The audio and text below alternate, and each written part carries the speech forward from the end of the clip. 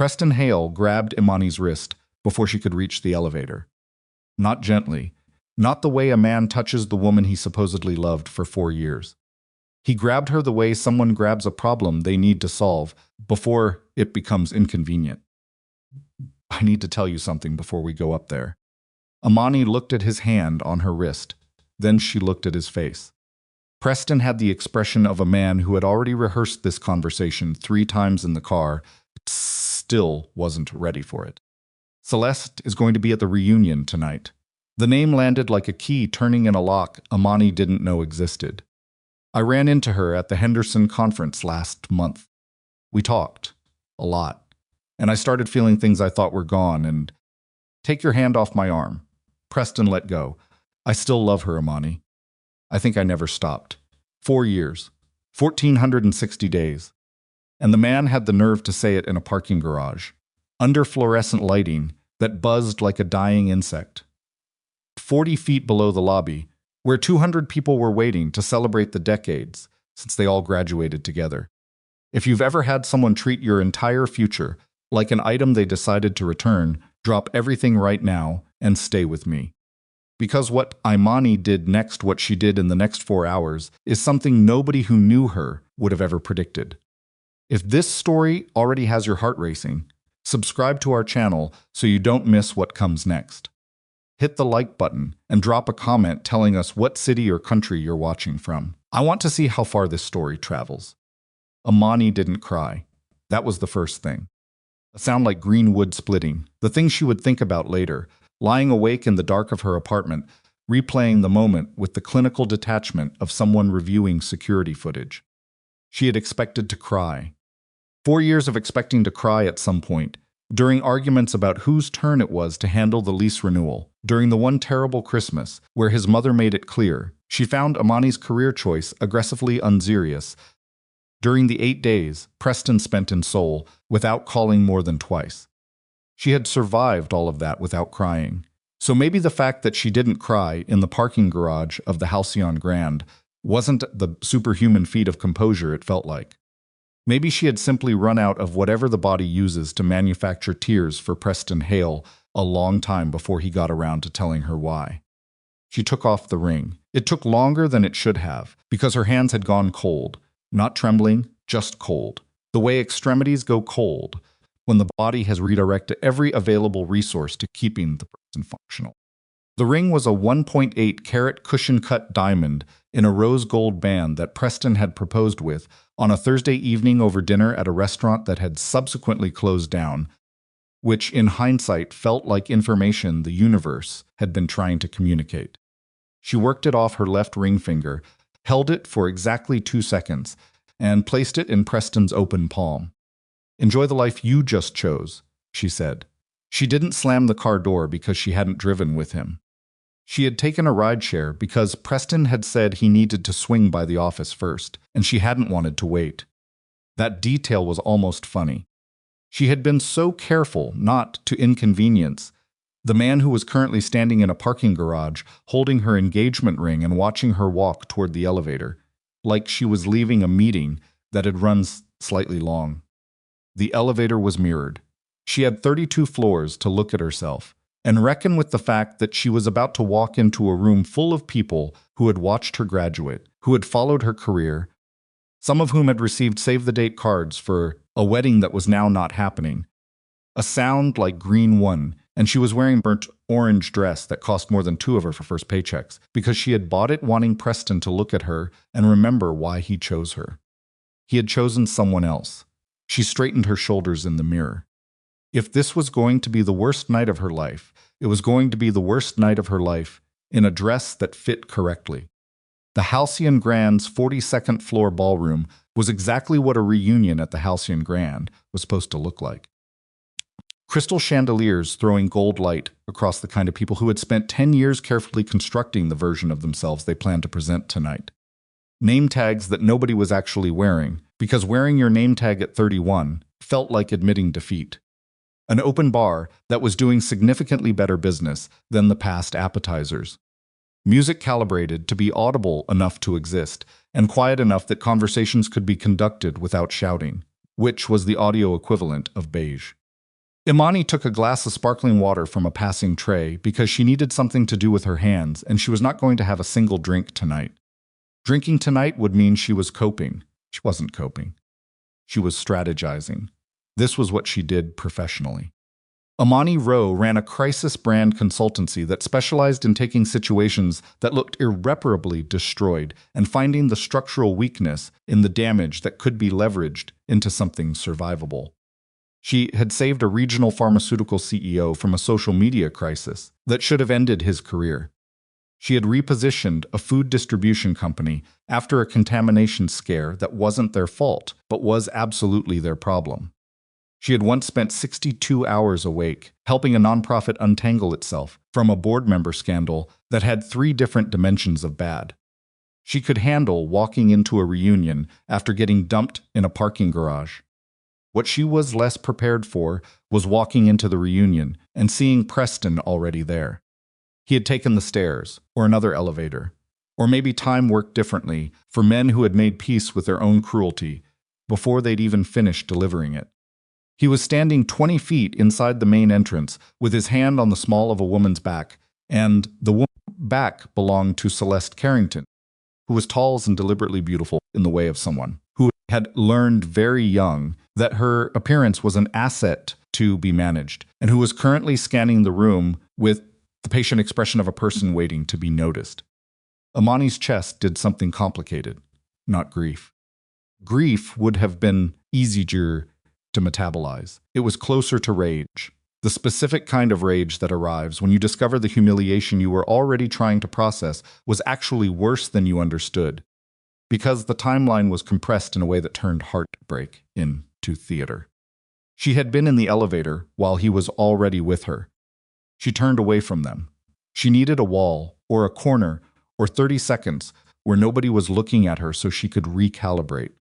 She started moving toward the far end of the room where the private bar occupied a quieter alcove, and that was when she saw the man standing alone near it. Later, when she tried to explain what she noticed first, she kept landing on the same answer: stillness. The room was performing. Everyone in the room was performing some version of themselves, catching up, laughing too precisely, positioning, calculating, all the small machinery of social ambition that people engage when they need the world to see 10 years of good decisions rather than 10 years of accumulated compromises. The man near the private bar was not performing. He was standing in the middle of all of it, with the self-possession of someone who had long ago stopped needing rooms to know he was in them. He was Korean, tall in the way that reads as physical authority before anything else, somewhere in his late 30s, dressed a tailored dark suit that had clearly been made for his specific body by someone who took that responsibility seriously. His face was, she searched for the right word later, and kept landing on unguarded, which was wrong because he clearly had walls. But the walls weren't the defensive ones she was used to reading on powerful men. They were the ones that come from having already decided the room contains nothing that can surprise you. There was a tattoo, just visible above his collar, black ink disappearing into the suit, intricate enough that she registered it before she registered the champagne flute he was holding without drinking. He was watching the room the way a man watches a chessboard he isn't playing on. Interested, unhurried, faintly amused by something nobody else could see. Imani was about to move past him toward the end of the bar when she heard it. Preston's laugh. That specific laugh, the one he deployed at social functions. When he was performing ease, he didn't feel coming from exactly the direction she had just turned away from. She turned back involuntarily, and Preston was steering Celeste through the room, heading in the general direction of the bar, which was the direction Imani was standing, and Celeste's eyes had found her already. And the expression on Celeste's face was the expression of a woman who had thought about this moment and had decided in advance how it was going to feel. Imani had 15 seconds, maybe less. She made the most impulsive decision of her entire adult life. She walked straight to the man near the private bar, close enough that she was inside the distance that strangers allow each other, and she looked directly at him, without preamble, without apology, and said, "I need you to kiss me. Right now, I will explain after." The man looked at her. It was not the look of someone startled. It was not the look of someone calculating an angle. It was, and this was the thing she would think about, at 2 in the morning for weeks, the look of someone genuinely curious about what species of person she was. Splitchen. Like she had walked up and said something in a language he hadn't heard in years, and he was deciding whether he remembered how to speak it. Then one corner of his mouth moved. "You'll explain after," he repeated. His English was precise, carrying the faint weight of Korean structure beneath it, like good architecture visible through renovation. "Yes, because right now you need—" "Yes." His eyes moved very briefly to the left in the direction she had come from. A half second of reading the room. Then he set his champagne flute on the bar behind him with the decisive lack of ceremony of a man who has made decisions far more consequential than this one, and placed his hand against her jaw with a gentleness that she genuinely had not been prepared for. He kissed her, not a performance kiss, not the theatrical press of lips that the situation, being what it was public, strategic, conducted between two people who did not know each other's names, would have technically justified. He kissed her, the way someone kisses a person they've been waiting for, with enough gravity that her free hand found the lapel of his jacket without her having made the decision to put it there. The room contracted. She was aware of it happening, the particular silence that spreads outward from a specific point in a crowded space when enough people notice the same thing simultaneously. The hush had texture to it. The hush had weight. When they separated, Imani had to remember where she was. The man was looking at her with an expression that was either amusement or something more dangerous, and wearing amusement as a coat. "Well," he said quietly. "Thank you," she said. "Because what else do you say?" "Don't thank me yet." And Preston arrived. Preston Hale, who had played college basketball and still carried the residual physical confidence of a man who had once been the most athletic person in most rooms, looked diminished. That was the only word. He stopped 3 feet away from them with the particular frozen quality of someone whose nervous system has just received information it doesn't know how to process, and his face cycled through 5 distinct expressions in about 2 seconds: shock, anger, confusion, something that looked almost like fear, and then the careful reconstruction of composure that told Imani he had decided to handle this socially. Imani, Preston. She said it the way she would say the name of a meeting she had been required to attend. Neutral, present, entirely unimpressed. His eyes moved to the man beside her. Careful composure cracked. Just slightly, but Imani was professionally trained to read the micro-expressions that people believed they were hiding. And what she read in Preston's face in that moment was not social discomfort. It was the specific fear of someone who has done something wrong in the direction of a person capable of consequences. "You know who that is," Preston said. He said it quietly to her, with the urgencies of someone who believes they are delivering information that will change the situation. She started. "That's Tae-jin." Preston's voice dropped further. "Imani, that's Tae-jin." The name meant nothing to her. She was aware it was supposed to. She was aware that Preston's face had gone the specific shade of pale that belongs to men who have suddenly understood that a social situation they intended to control has moved beyond their jurisdiction entirely. The man beside her, Tae-jin, apparently had not moved, had not tightened, had not done anything except remain exactly where he was with his hand, resting lightly at the small of her back, watching Preston with the patient, faintly interested expression of a man watching a weather pattern develop. "He's Korean Mafia," Preston said, still quiet, still urgent, still operating under the apparent belief that this was a clarification Imani needed. "He runs the Kwan Syndicate. He's not Imani. This isn't a businessman. This is not someone you, Preston." Tae-jin spoke for the first time to him. His voice was pleasant. That was genuinely alarming, the pleasantness of it. "How's the logistics portfolio performing these days?" Preston's jaw tightened. Something passed between the two men that Imani didn't have the context to read, but could feel the specific atmospheric pressure of old damage. Celeste had appeared at Preston's shoulder. She was looking at Tae-jin with an expression that Imani recognized professionally, the expression of someone recalibrating what tonight was going to mean. Imani stood in the gold light of the chandelier, in her burnt orange dress, with her bare left ring finger and her pounding heart and the phantom weight of a ring that was currently sitting in the palm of the man she'd spent 4 years planning a future with. And she thought, I don't know what I just walked into, but I'm not walking back out of it. And somewhere under the fear, still small, but getting louder, something else was starting. She just didn't have a name for it yet. Celeste Carrington had a particular way of standing that Imani recognized immediately, the kind of stillness that wasn't actually still.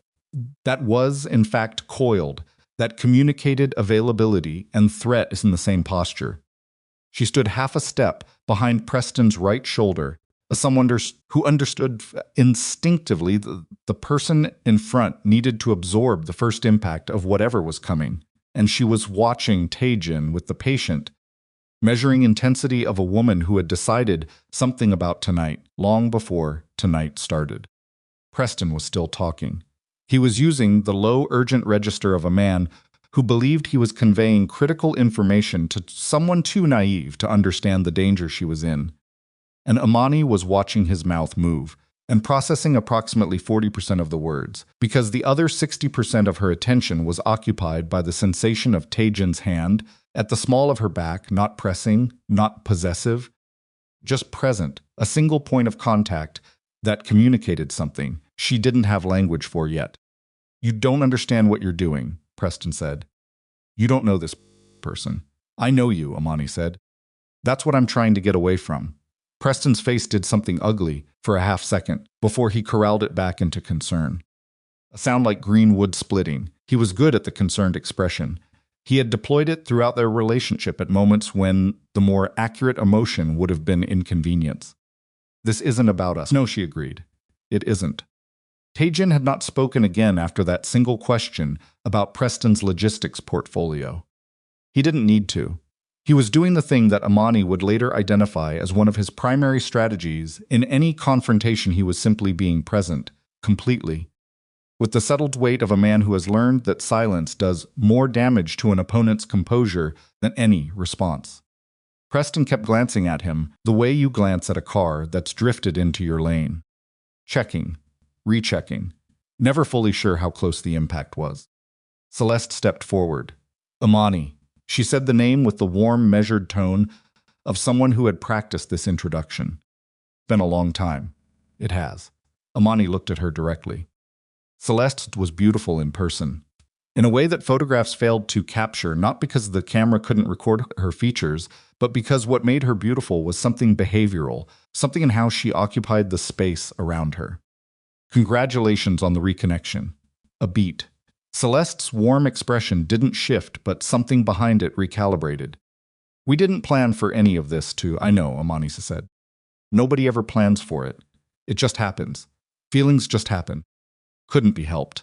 She took a sip of her sparkling water. I'm over it. She was not over it. She was roughly 37 minutes into it, which was nowhere near over, but the sentence came out with enough professional smoothness that even she was impressed. Celeste's eyes moved to Tae-jin, held there, and the warmth in her expression shifted into something that had more architecture to it, something constructed rather than felt. Tae-jin. She said his name like she'd said it before.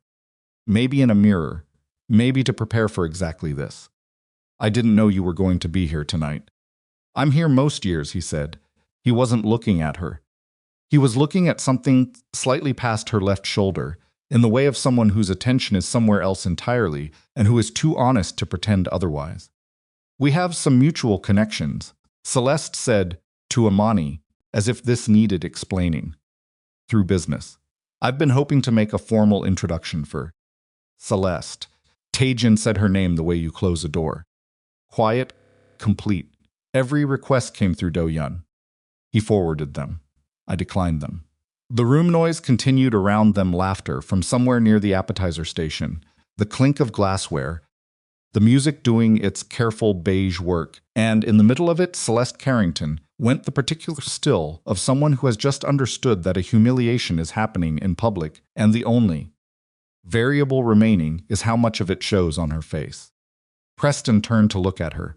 Something shifted in his expression, not empathy, something more like the slow dawn of an unwelcome calculation.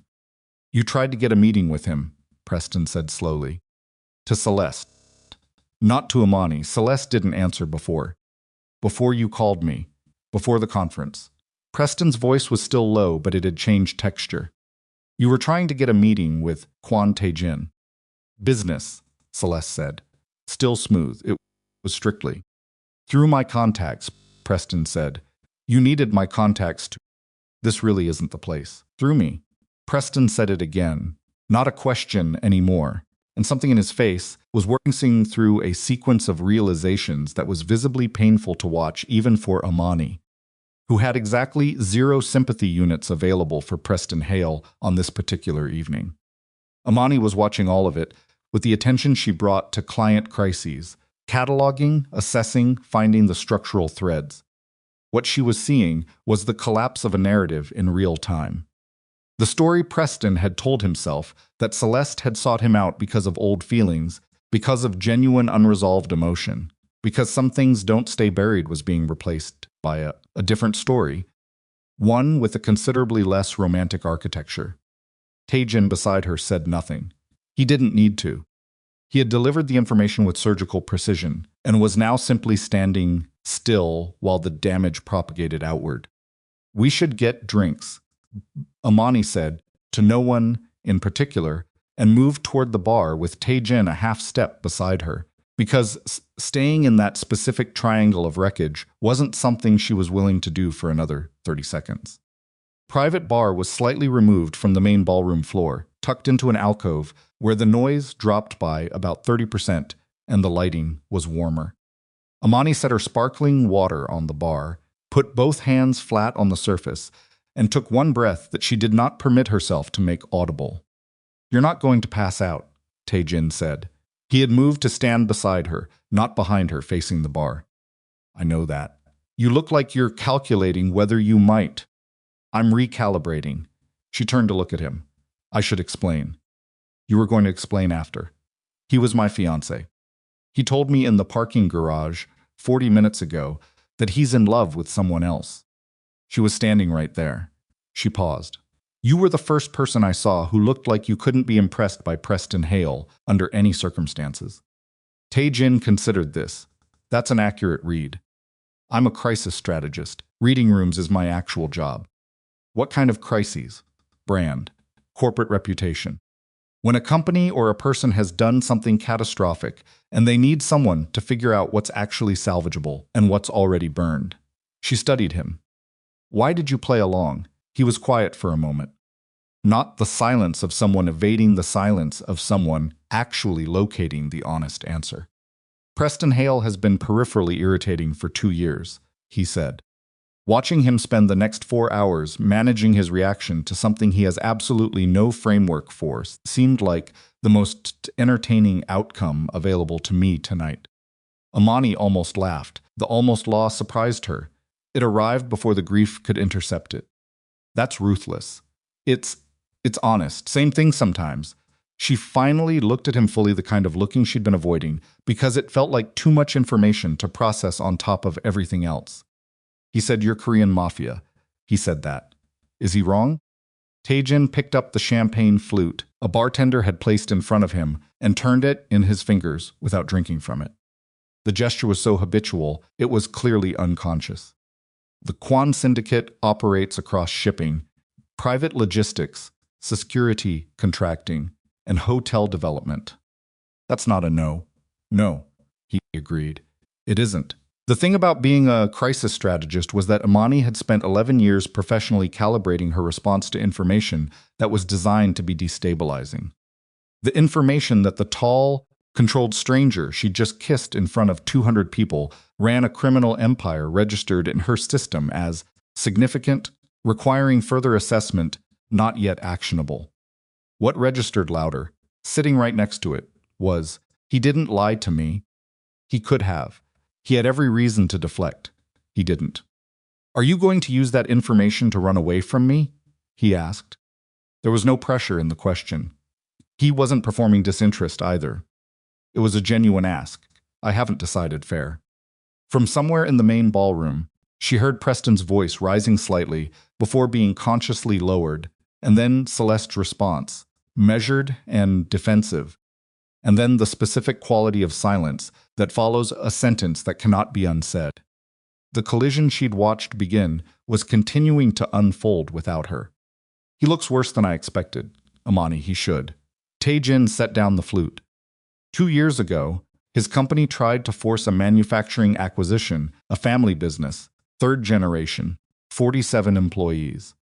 They exploited a temporary cash flow issue. The terms were structured to guarantee default and transfer. A pause. We intervened. His investors lost somewhere between $8 and $11 million, depending on which quarter you measure from. Imani stared at him. You personally, my legal team, and 3 phone calls. He told the parking garage story and left that part out. People tend to remember the version where they're not responsible for what happened to them. She absorbed that. She thought about 4 years of Preston Hale, the version she'd known, the version she'd been building a future with, the version she'd been willing to put her name next to permanently. She thought about how well she'd believed she knew him. She thought about a Korean family's 3rd-generation business. Why? She asked. Why what? Why did you intervene? It wasn't your business. It wasn't your problem. He looked at her, and for the first time tonight, something behind the controlled surface moved not much, not in a way that would be visible from more than 2 feet away. My grandmother ran a small textile business in Seoul for 30 years. After my parents died, she ran it with her hands and 2 employees and no outside capital. When I was 16, a larger company tried to absorb it through the kind of acquisition that's technically legal and practically predatory. The almost movement behind his eyes settled back into stillness. She kept it. We kept it. Some situations read clearly. Imani didn't say anything. She was a professional at knowing when a person had said something that required silence more than response. Your ring, he said after a moment, her left hand.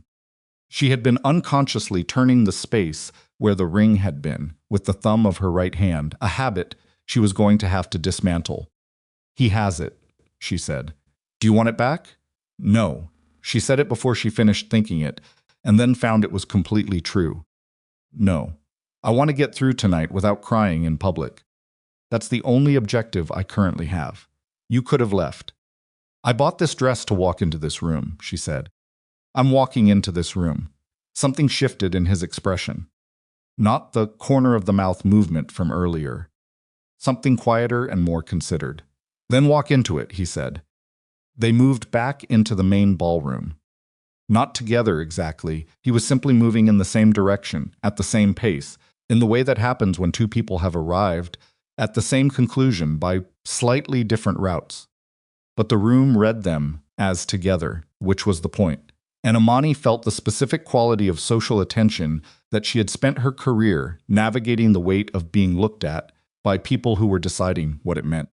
She recognized 12 faces in the first 30 seconds. Old. Classmates who had followed her career from a distance, who were now recalculating what they thought they'd understood about who Imani Rowe's evening was supposed to look like.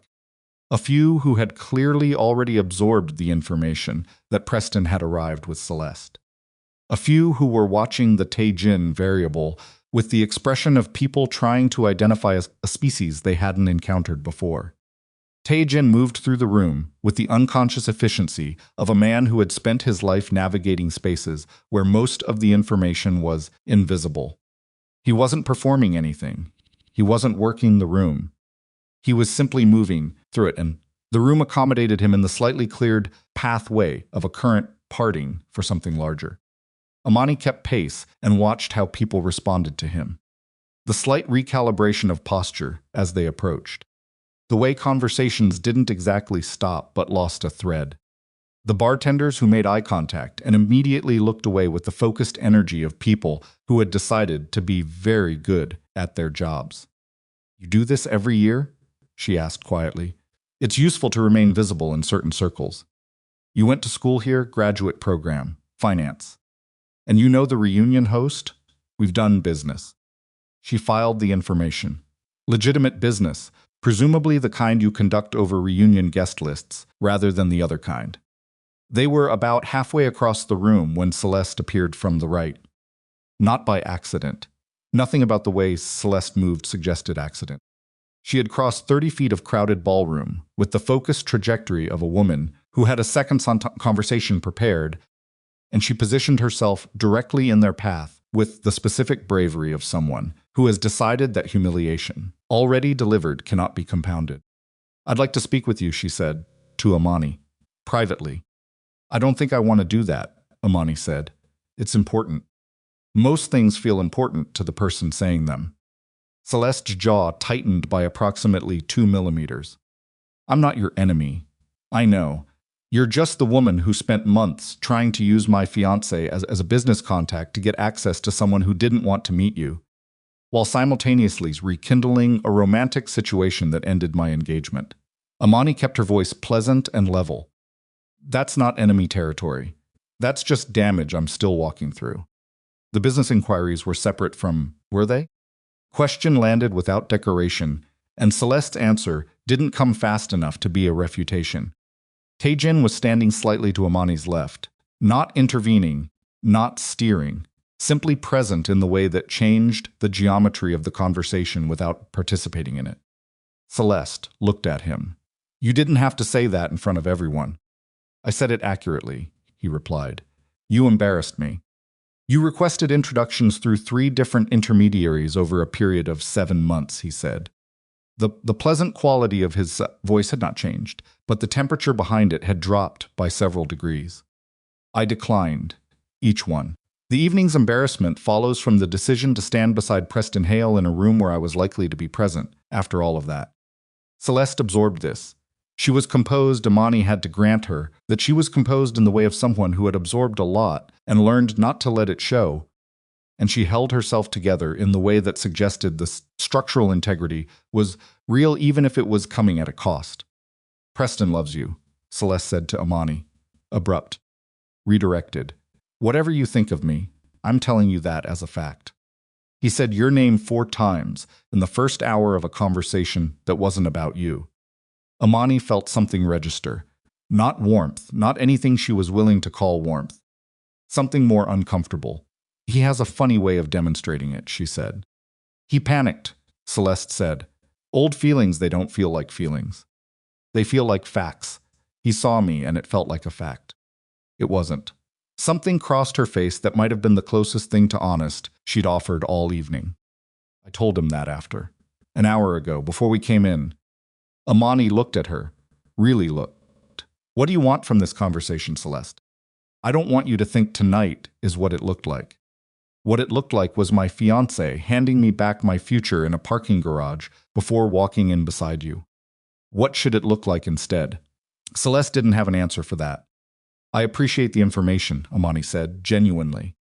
"But I'm going to go have what remains of my evening now." She moved past Celeste, and Tae-jin moved with her, and she did not look back, because she had the professional discipline of a woman who knew that looking back was how you turned exits into conversations. They found a quieter section of the room near the windows.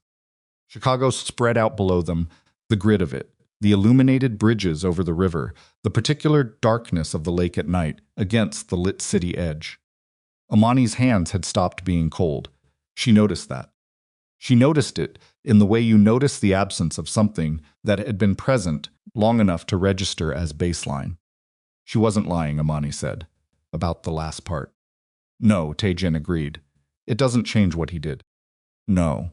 It just makes the whole thing more—" She looked for the word textured than it needs to be.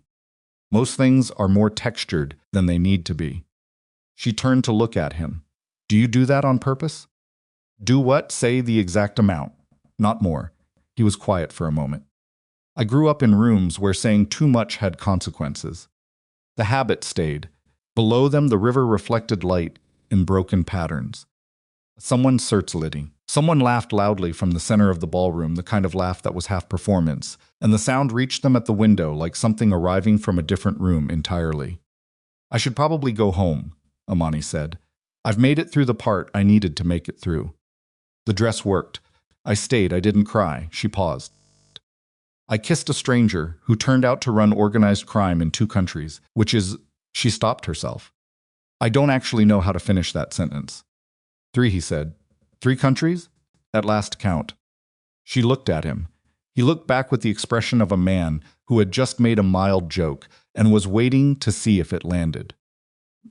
It landed. She felt the laugh arrive before she could assess whether laughing was appropriate, and it was a real laugh. The kind that had nothing polished about it. A sound like green wood splitting, the kind that arrived from somewhere below whatever professional surface she'd been maintaining since the parking garage. "That's not funny," she said, still recovering from it. "It's a little funny. I need to get home. I'll take you." She almost said no. She had the no assembled and ready, the professional, self-sufficient, "I have my own transportation, no." That would have been the sensible conclusion to the evening. She had her phone in her hand, and the rideshare app was 2 taps from a car arriving in 9 minutes. But downstairs, in the parking garage, Preston Hale was going to be leaving at some point tonight. Possibly with Celeste, possibly alone. Either way, she was going to have to be in the same structure, waiting for a car, an address that had been selected for a night that no longer existed. "Okay," she said. And something about the way Tae-jin nodded, not triumphant, not even visibly pleased. Just the simple acknowledgement of someone who had been prepared for either answer and found this one's acceptable, made her understand that she had just made a decision whose full dimensions she couldn't see yet. The lobby was quiet when they came down. The valets moved with the quick efficiency of people who had already received instructions. A black armored sedan arrived at the curb within 90 seconds, which was not how car services operated normally. And Imani noted this information and filed it next to the 3 countries and the champagne flute he never drank from and the grandmother's textile business in Seoul. She got in. The door closed. The city moved past the windows, and Tae-jin sat beside her with his hands quiet in his lap, and the distance between them was exactly the distance of 2 people who have spent several hours in closer proximity than expected and are now navigating the recalibration. "You don't know anything about me," Imani said. "Not accusatory. Observational. I know you bought a dress for a man who didn't deserve to see it," he said. "I know you returned his ring without throwing it. I know you stood in that room for 2 hours rather than leave, and every time someone looked at you like you were a person who'd been publicly discarded, you looked back like you were the one doing the discarding." A pause. "And I know you didn't recognize my name," that last part. The way he said it, the weight of it, specifically. "Is that unusual?" she asked. "More than you'd think. Is it good or bad?" He looked at her. The city lights moved across his face in segments lit, then dark, then lit again. "I haven't decided," he said. "Ask me after dinner." "We're not having dinner," she said. "You're dropping me off." "Thursday," he said. "I'm saying ask me after dinner on Thursday." Imani looked at him for a long moment. The sedan moved through the city. The driver was invisible behind the partition, which was a detail she had already noticed and added to the list. She should say no. Every reasonable, self-preserving, professionally calibrated part of her knew she should say no. She was 31 hours removed from a 4-year relationship. She was sitting in an armored car. The man beside her had just confirmed, without flinching, that her ex-C's description of his occupation was not inaccurate. "What kind of dinner?" she asked, and that was the moment she understood she had crossed something. Not a lines implied, knowing in advance where you were putting your foot.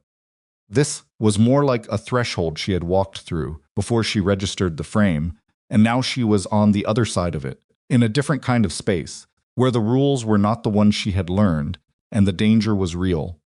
And the man sitting beside her was watching her figure all of that out with the patient, careful attention of someone who was, for the first time in longer than he could accurately calculate, genuinely uncertain how the next thing would go. Thursday dinner was at a restaurant that didn't have a sign. Not the affected kind of no sign that certain Chicago establishments use to signal exclusivity, the architectural wink, that if you need to know where we are, you're not who we're for. This was a different absence. A converted warehouse space in the West Loop, with a single steel door and a host who recognized Tae-jin from 20 feet away and moved with the efficiency of someone for whom this arrival had already been factored into the evening's logistics. Imani noticed the 2 men near the entrance who were not eating. She noticed the table placement corner, sightlines to every door, wall at Tae-jin's back. She noticed that the menus had no prices, which was either luxury signaling or the kind of the question itself would be an error. She noticed all of it and said nothing, because she was a professional at cataloging information in environments that were designed to communicate power through subtlety. And because she had made the decision to be here, and she was going to make it fully. "You do this every time you eat out?" she asked, after they'd ordered. The table in the corner, yes. Habit or necessity? He considered the question with the seriousness he appeared to apply to most things. They stopped being different things about 15 years ago. She broke a piece of bread. "Tell me about the syndicate." His expression didn't shift, but something in his posture registered the directness of it. "What specifically? What you actually do. Not the corporate structure version." "The corporate structure is accurate. The corporate structure is the version you tell people at reunions." Pause. He drank water, set the glass down with the careful placement of a man who thought about where things landed.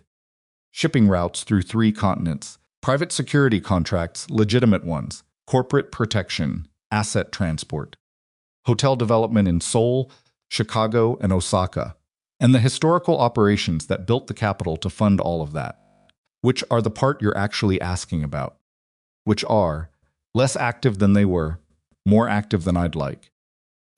That's still not an answer. No, he agreed. It isn't. He looked at her, the direct assessing look she was starting to recognize as his version of deciding how much to trust a room. Debt collection. Gray market logistics for clients who can't use standard channels. Enforcement, historically. The enforcement is the part I've spent the last 6 years systematically dismantling. Why? Because I'm 38, and I've attended 4 funerals for men under 40 in the last decade, and I'm tired, he said. Came out flat and unperformed, the way tired actually sounds rather than the way it's usually delivered.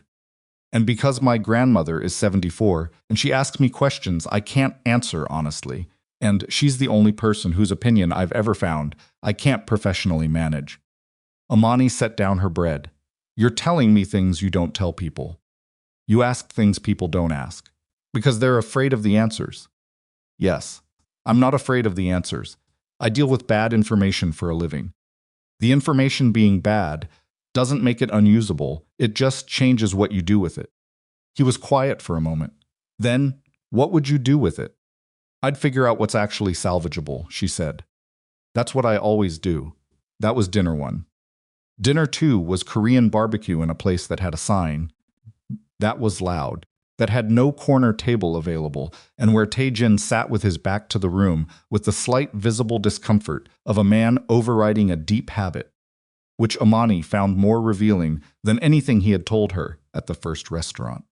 She told him about the pharmaceutical CEO, the social media crisis, the 62 hours, the board member who had been using company resources to fund a personal renovation project, and had been posting about the renovation on a semi-private account that a journalist had found, and how the crisis wasn't actually about the renovation, but about a pattern of resource appropriation going back 4 years that the board had collectively decided to not examine, because examining it would have required examining adjacent decisions. Tae-jin listened with the focused attention of someone who actually found the mechanics of institutional failure interesting rather than tediously human. "You fixed it," he said. "I contained it. There's a difference. Fixing implies the underlying problem is resolved. Containing means the damage is manageable and the organization survives." The board member resigned. The CEO survived. The pattern that created the situation is still there, because patterns don't disappear. They just go quiet for a while until someone stops paying attention. "That sounds exhausting." "It is," she said, "but someone has to do it."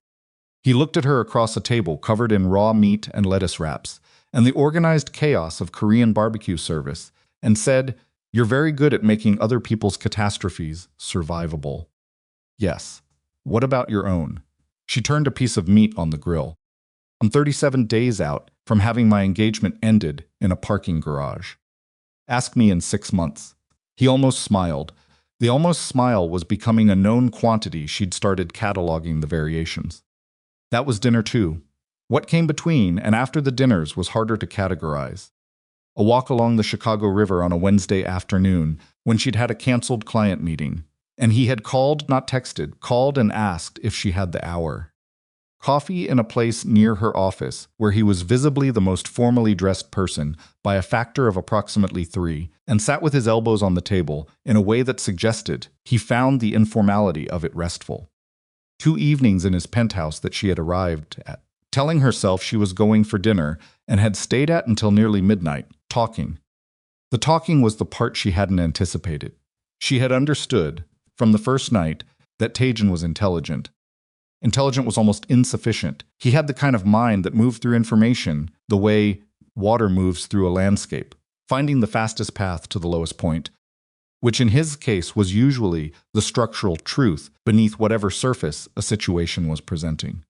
But she had assumed, somewhere in the back of her professional assessment, that the intelligence would be deployed primarily defensively. That he would be one of those powerful men who engaged selectively and performed generosity of spirit when it was strategically advantageous. He wasn't. He was genuinely curious about things that had no utility. The specific chemistry of Korean fermentation, the history of Chicago's zoning laws, and what they revealed about the city's racial architecture. A documentary he had watched twice about long-distance, open-water swimming, that he brought up 3 different times over 2 weeks because something about it kept returning to him. He asked her questions and then listened to the answers with the kind of attention that made her say things she hadn't planned to say about her parents, about the year she'd spent after graduate school at a firm she'd hated before building her own practice, about the particular loneliness of being professionally formidable in rooms where formidable women were still read primarily as threats. He understood loneliness, not performatively, not in the way of powerful people who have learned that expressing vulnerability is a form of currency. He understood it the way someone understands a language they grew up speaking before they learned to keep it from showing. Photographs appeared on a Tuesday. She didn't see them until her assistant forwarded a link at 8:17 in the morning with a message that said, "This is circulating in Chicago social media, and I think you need to see it." The photos were from the reunion. Someone with a phone and decent positioning had captured the moment near the private bar, her hand on his lapel, the unmistakable proximity. There were 3 photos.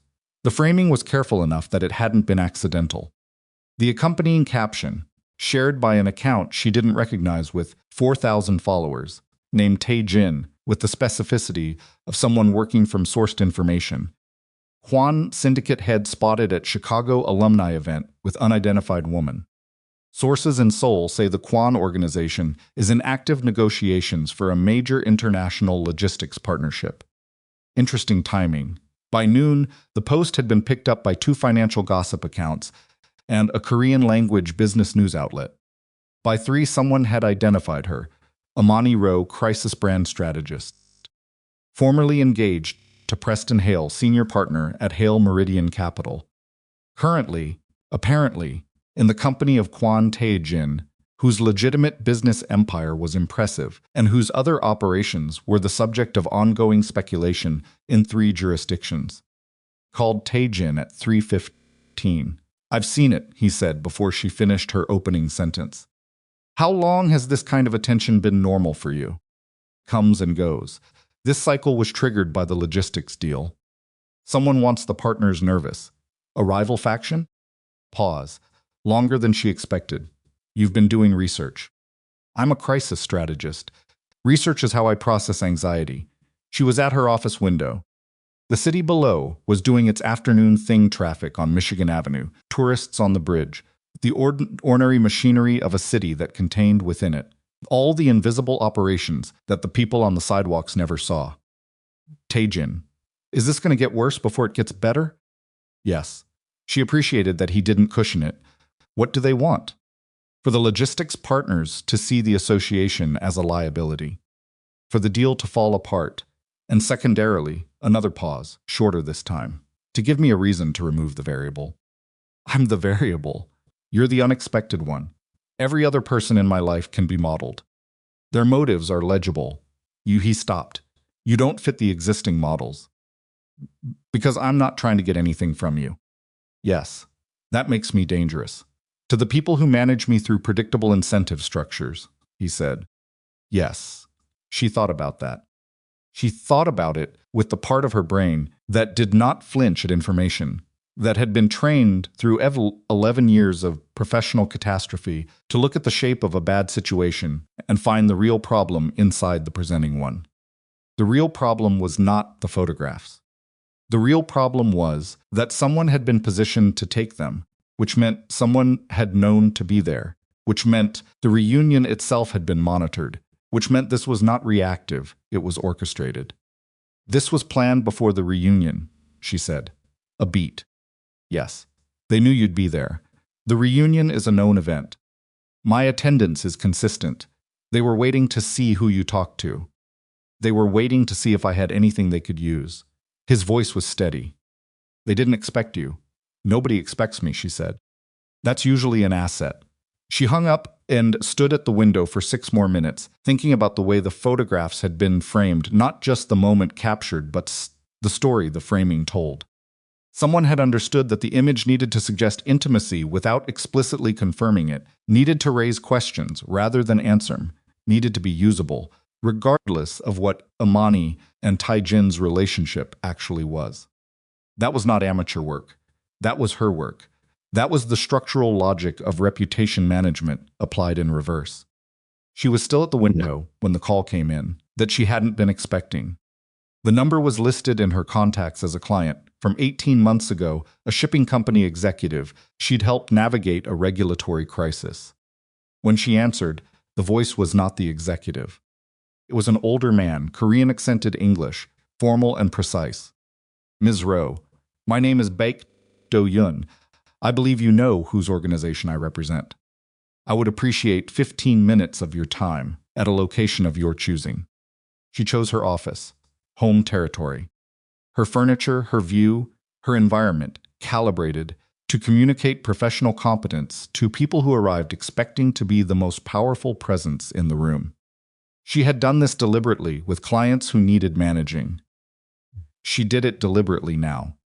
Baek Do-yun was 60, approximately, with the physical bearing of a man who had spent decades being the most dangerous person in his immediate vicinity and had reached the point where the danger no longer needed demonstration.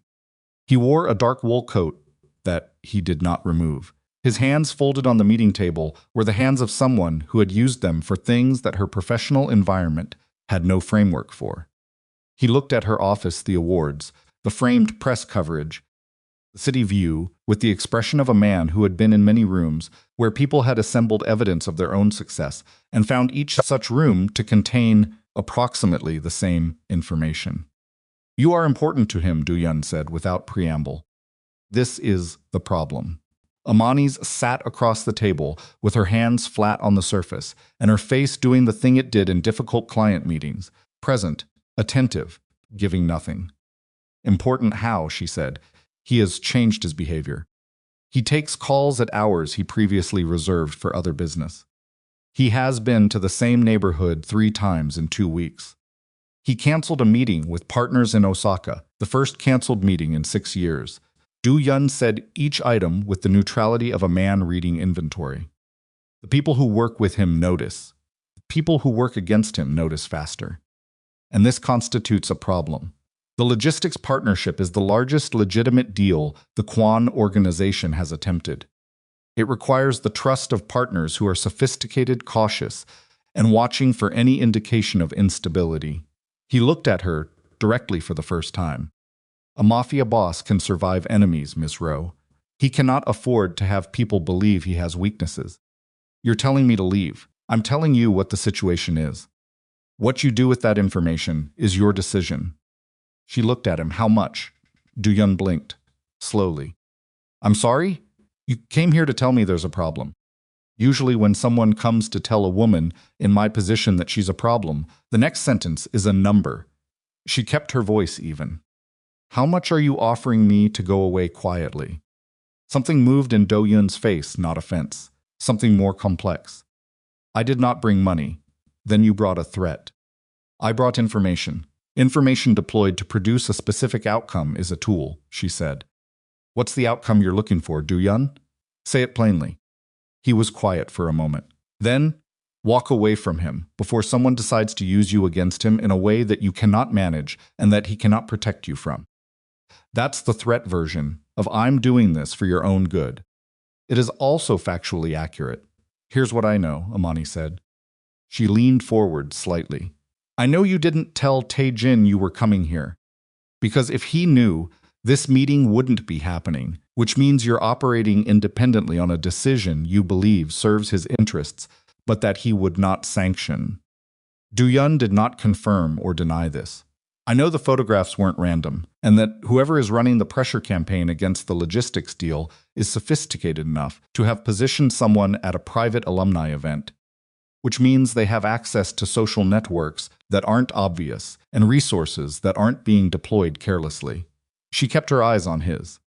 And I know that you didn't come here expecting me to be afraid of you, because you read people for a living, and you knew before you walked through that door that I wasn't the kind of person who would respond to intimidation. A very long silence. Do-yun looked at his hands, then at her. Then something happened in his face that she had not anticipated, something that was not the controlled neutrality of before. That was something older and more unguarded. Why are you with him? He asked. Not as an interrogation, as a genuine question. She thought about it honestly. Because he's the first person in a long time who told me the truth when lying would have been easier and safer. Do-yun was quiet for a moment. Then he stood, buttoned his coat, and looked at her with an expression she couldn't fully categorize. If you're going to be in his life, he said, you need to understand that the people coming for him are not going to come at him through his business. They've tried that. It doesn't work. A pause. They're going to come at him through you. He left. Imani sat at her meeting table for 4 minutes after the door closed. Then she picked up her phone and called Tae-jin. Do-yun came to see me, she said. The silence on the other end had weight. He did what? Not a question. A contained explosion. He came to my office. He told me you have weaknesses you can't afford and that I should walk away before someone uses me against you. She kept her voice level. He was testing me. I figured that out about halfway through. But Tae-jin, where are you? My office, I'm fine. He wasn't threatening, he was, I'm coming. You don't need to minus. Imani, his voice, for the first time since she'd known him, had something in it that wasn't controlled. Something that arrived from below the architecture. I'm coming. He arrived in 22 minutes. She knew the drive from his penthouse to her office building on a good traffic day was 18, which meant he had not taken his time.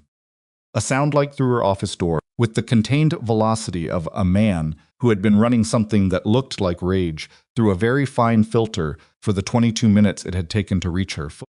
He stood in the middle of her office and looked at her with the assessment of someone checking for damage. I'm fine, she said again. I know, he wasn't performing calm. He was manufacturing it. She could see the work of it. He had no right, he was protecting you. That's not his decision to minus. Tae-jin. She stood up from behind her desk, walked around it, stood close enough that she was in the space that required acknowledgement. He loves you. In whatever way a man like that loves the person he's given his life to protecting. That's what I read in that room. He's scared. He looked at her. Something behind his face shifted, the anger still present, but no longer the primary weather. He shouldn't have come here, he said. No, but he did. And what I'm telling you is that what he said is true. She held his gaze. Someone is going to come at you through me. Not maybe. Campaign is already constructed. The photographs are step one. The narrative is already being assembled. She watched him take this in. Which means we have a problem that we need to address, and we need to address it before whoever is running this decides to move to step two. I'll hand alone, she said. This is what I do, Tae-jin. This is literally what I do. You let me help. He looked at her for a long moment. Penthouse was 48 floors above the city. The city was doing its nighttime operations outside the floor-to-ceiling windows, the bridge lights, the river, the particular darkness of the lake. You would help me, he said, knowing what you know about what the syndicate is. I would help you, Because I know what the syndicate is, she said. Because someone built a false narrative and pointed it at someone who matters to me, and I have the professional expertise to dismantle it. That's not complicated. It is, he said. It's very complicated. Why? Because nobody, he stopped. Started again. The people in my life help me because of what I can do to them if they don't, or because of what I can do for them if they do. The entire structure. That's how this world works. He was looking at her with something she didn't have a word for, something that had the texture of a man encountering a category he hadn't prepared a response for. You want nothing from it. I want you to not get destroyed by a manufactured reputation campaign, she said. Is that nothing? He put his hand on her face. Not romantic or not only. It was the gesture of someone making sure something is real. If you're going to be in this, he said quietly, you need to know it doesn't stay clean. The dismantling I've been doing, the legitimate side of the syndicate, the restructuring, it creates enemies faster than it resolves them. Every operation I shut down is someone's income. Every bridge I burn is a relationship that becomes a threat. I know. You can't know from the outside. Then let me in. 3 days later, a package arrived at her office. No return address. Inside was a USB drive and a printed document, 8 pages, dense with financial records, communications transcripts, and 2 photographs. The photographs were of Imani, not from the reunion, from her neighborhood, from the street outside her apartment building, time-stamped 6 days ago, the day after her first dinner with Tae-jin. Someone had been watching her before the photographs were published. Before the campaign went public, before any of it. The document was a fabricated narrative, meticulously constructed, sourced with enough real information to be credible, positioning Imani as a corporate intelligence operative placed deliberately into Tae-jin's circle by a rival faction to extract information about the logistics deal. It named her clients. It named her firm. It included a manufactured email chain between her and an unnamed party with enough technical specificity to survive casual scrutiny. At the bottom of the last page, handwritten, walk away or this goes to his partners in Osaka tomorrow morning. Imani sat at her desk and read the document 3 times.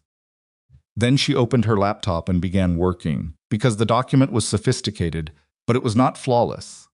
And the people who had built it had made the foundational error that most sophisticated actors make when they construct a false narrative. They had made it too clean. Real corruption left messy edges.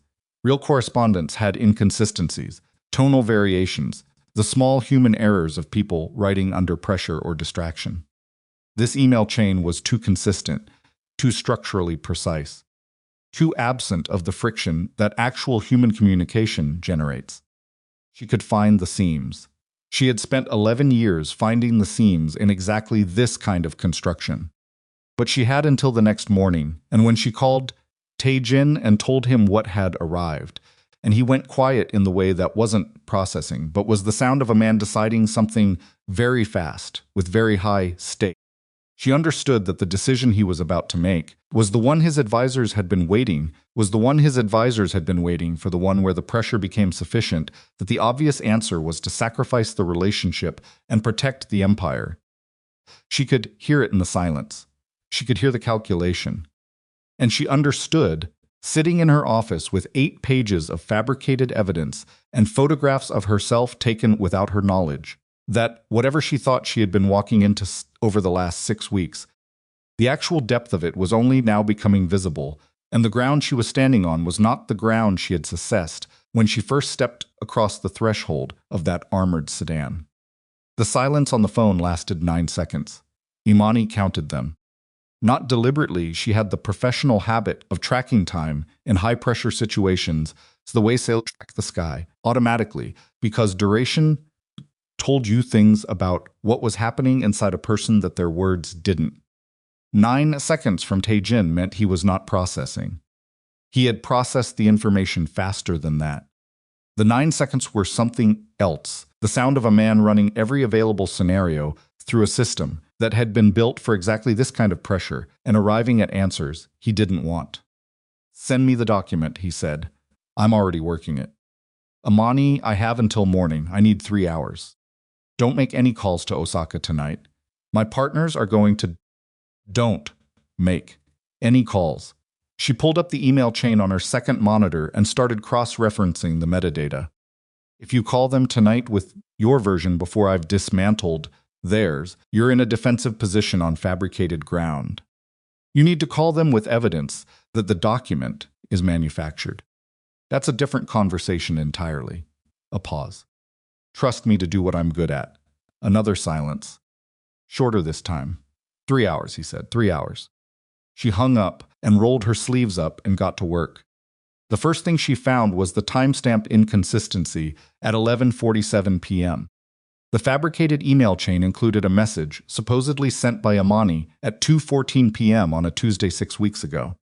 She pulled her actual calendar for that day, a client meeting that had run from 1 p.m. to 4:30, documented, invoiced, with a follow-up memo that carried its own timestamp from the same device the email had supposedly originated from. The device could not have sent an email at 2:14 p.m. while simultaneously generating a document timestamp at 2:17 p.m. from the same IP address during an active client session. Small, findable only by someone who knew where her actual records were and had access to them. She had access to them. She screenshot everything, flagged it, moved to the next seam. The financial records in the document were more sophisticated. Whoever had constructed this had obtained real transaction data, not fabricated amounts but actual figures, from her legitimate client billing and had recontextualized them. Payment from a shipping client 18 months ago, real money for real work, had been presented as a retainer from a shell company that she had never heard of. The shell company's registration date was 6 weeks after she'd received the payment. The money had arrived before the payer supposedly existed. Second seam, she documented it, kept moving. By 1 a.m., she had found 6 structural failures in the document. None of them individually conclusive. Together, they built a case that the construction was manufactured, that the specific errors were the kind made by someone working fast, with partially accurate source material, trying to make a false narrative credible enough to survive a 48-hour news cycle rather than actual legal scrutiny. Because the point was never legal scrutiny. The point was the 48 hours. A sound like greenwood splitting. The point was the Osaka partners receiving a document that looked credible enough to make them nervous, pulling their commitment from a deal worth significantly more than whatever this operation had cost to run, and leaving Tae-jin's legitimate empire exposed at a moment when the restructuring had made him temporarily vulnerable in ways his full operational capacity would have protected against. She sat back at 1:15 a.m. and looked at what she had assembled. It was enough to refute the document. It was not enough to identify who had built it. She needed the origin. She needed the entity that had commissioned the construction, because without that, she was playing defense on a field the other sides would simply redraw. You don't solve a reputation attack by disproving the current iteration. You solve it by making visible the hand that threw it. Because the moment the attack is identifiable as an attack rather than organic information, the people it was aimed at have to recalibrate their own risk assessment. She called a number she used twice a year at most. A forensic digital analyst who worked out of a server farm in Evanston, who had the social personality of someone who found people considerably less interesting than code, and who had helped her find the origin point of a document leak in the pharmaceutical case 18 months ago. He answered on the second ring because it was 1 a.m., and he kept the hours of someone for whom daylight was ambient noise. I have a USB drive, she said. I need origin metadata on a document and an email chain. I need to know who built it and where. How fast? Dawn. A pause. Doubles my rate. Done. She was in an Uber to Evanston by 1:30 with the USB drive in her jacket pocket and 6 pages of handwritten notes in her bag and the photograph of her own building herself, unknowing, Tuesday morning 6 days ago, sitting in her mind with the particular weight of something that wasn't going to move until she moved it. Tae-jin arrived at the analyst's location at 3 a.m. She hadn't told him where she was going. He had found out, which told her things about how his organization actually operated that she filed away for later processing. He came in with Do-yoon, which she had not expected. and the two men's presence in the cramped, monitor-lit space of the analyst's workspace had the effect of significantly increasing the room's ambient pressure. The analyst, who was named Marcus and had the 1,000-yard stare of someone who's screen since approximately the Clinton administration, registered Tae-jin and Do-yun with the complete equanimity of a person who had decided a long time ago that the clients who arrived at unusual hours with unusual problems were the interesting ones, and was sticking to that position regardless of evidence to the contrary. "You brought company," Marcus said to Imani. "They brought themselves." Tae-jin looked at the monitors, the code cascading across 3 screens, the document pulled apart into its component metadata with the focused, rapid comprehension of someone who had built organizations and therefore understood information architecture, even when the specific language was unfamiliar. His jaw was set. He had come from somewhere. He wasn't dressed for an office, wasn't dressed for home exactly, dressed for someone who had been moving since the phone call. Do-yun stood near the door. His hands were at his sides. His face was the controlled stillness of a man running calculations that had nothing to do with the digital forensics on the monitors. "What have you found?" Tae-jin said to Imani. Not to Marcus. To her. She walked him through it. The time-stamped inconsistency, the financial recontextualization, the shell company sequence error, the 3 additional seams she'd documented after the first 2. She did it the way she did client briefings direct, sequenced, without the softening language that professionals sometimes used when the information was bad, because the information here wasn't bad. The information here was in her favor, and she needed him to understand that. He listened with the stillness of someone processing fast beneath a surface that was giving nothing away. "This is enough to refute it," she said. "It's not enough to identify the origin." "I know the origin," he said. The room went still in a different way. "Tae-jin, I've known for 6 days who's running the pressure campaign." He looked at her directly. "Shin Dae-ho. He controls 3 rival shipping routes through the Pacific Corridor. The logistics partnership, if it completes, eliminates his rate advantage on 2 of them." A pause. "He's been trying to dismantle the deal for 4 months through conventional pressure. When that failed, he moved to this." "You knew," she said. "I suspected. The photographs confirmed it. The positioning required access to information about my movements that only someone with a specific kind of network could have. And you didn't tell me. I was managing it." "You were managing it," she said. Flat. Imani. "While someone was standing outside my building, taking photographs of me without my knowledge, while a document was being constructed that could end my professional reputation and managing, and implicate me in corporate espionage, you were managing it." Kept her voice level, because raising it in this room with these people would be the wrong move, but the level voice required work. "That's not a partnership. That's you doing the thing you always do, which is running every variable through your own system and deciding unilaterally what other people need to know about situations that directly affect them." The analyst had found something extremely interesting to do on his keyboard. Do-yun, near the door, had the expression of a man watching something he had been anticipating for some time finally arrive. Tae-jin looked at her. The controlled surface was present, but thinner than she'd seen it. "I didn't want you afraid. I don't need protecting from information that is already affecting my life," she said. "I needed to be able to make informed decisions about my own situation. You took that from me by not telling me." She held his gaze. "Don't do that again." A very long pause. "No," he said. "I won't." Marcus cleared his throat. Both of them turned. On the center monitor, a graphic had resolved IP routing, server chains, a trail of digital breadcrumbs that Marcus had assembled into something navigable. "Origin server is in a hosting environment, registered to a logistic consulting firm in Busan," Marcus said. "The firm is 4 years old, single director, no employees of record. The document was built using templates, 3 different source documents, stripped and reconstructed. One of the source documents carries metadata from a machine registered to," he squinted, "Shin Global Maritime Solutions." Tae-jin's expression didn't shift. Do-yun made a sound that was not quite a word. "That's your evidence," Imani said to Tae-jin. "That's the hand holding it." You can go to the Osaka partners with this and flip the entire narrative from Tae-jin has an intelligence liability in his personal life to Shin Daiho is running a fabrication campaign because he's afraid of what this deal does to his market position. That reframes the deal as a threat to Shin, Tae-jin said. Which it is. Which your partners already know. You're not giving them new information about the deal. You're giving them evidence that the opposition is rattled enough to manufacture documents, which tells them the deal is worth being rattled about. She pulled the printed notes from her bag. I need 2 hours to write the counterbrief. I need you to get me a direct contact for the Osaka Partners legal team, not their PR. Legal will understand what the metadata means.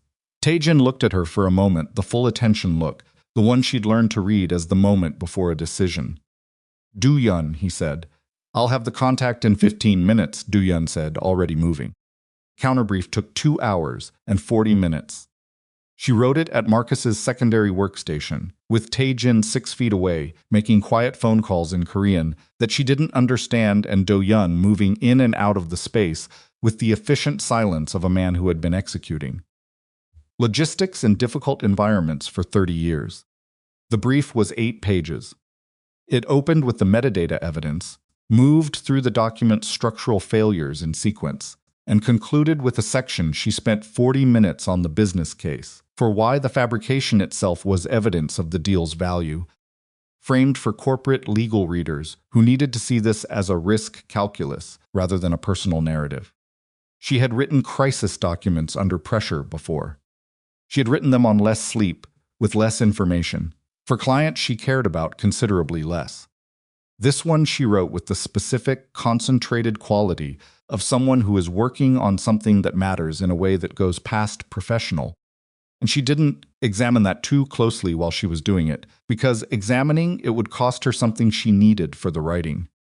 At 4:47 a.m., she sent the brief to the Osaka legal team contact Do-yun had provided, copied Tae-jin on the thread, and sat back in Marcus's chair and felt the specific hollow quality of post-crisis, adrenaline the moment the active emergency is over, and the body is still running the chemistry of the emergency and doesn't know where to put it. Tae-jin came and stood behind her. He put his hand on her shoulder, not a performance, the way he touched things when they were real to him. It's good, he said. He'd read it while she was finishing it. It's accurate, she said. Good is what they decide. It's good, he repeated.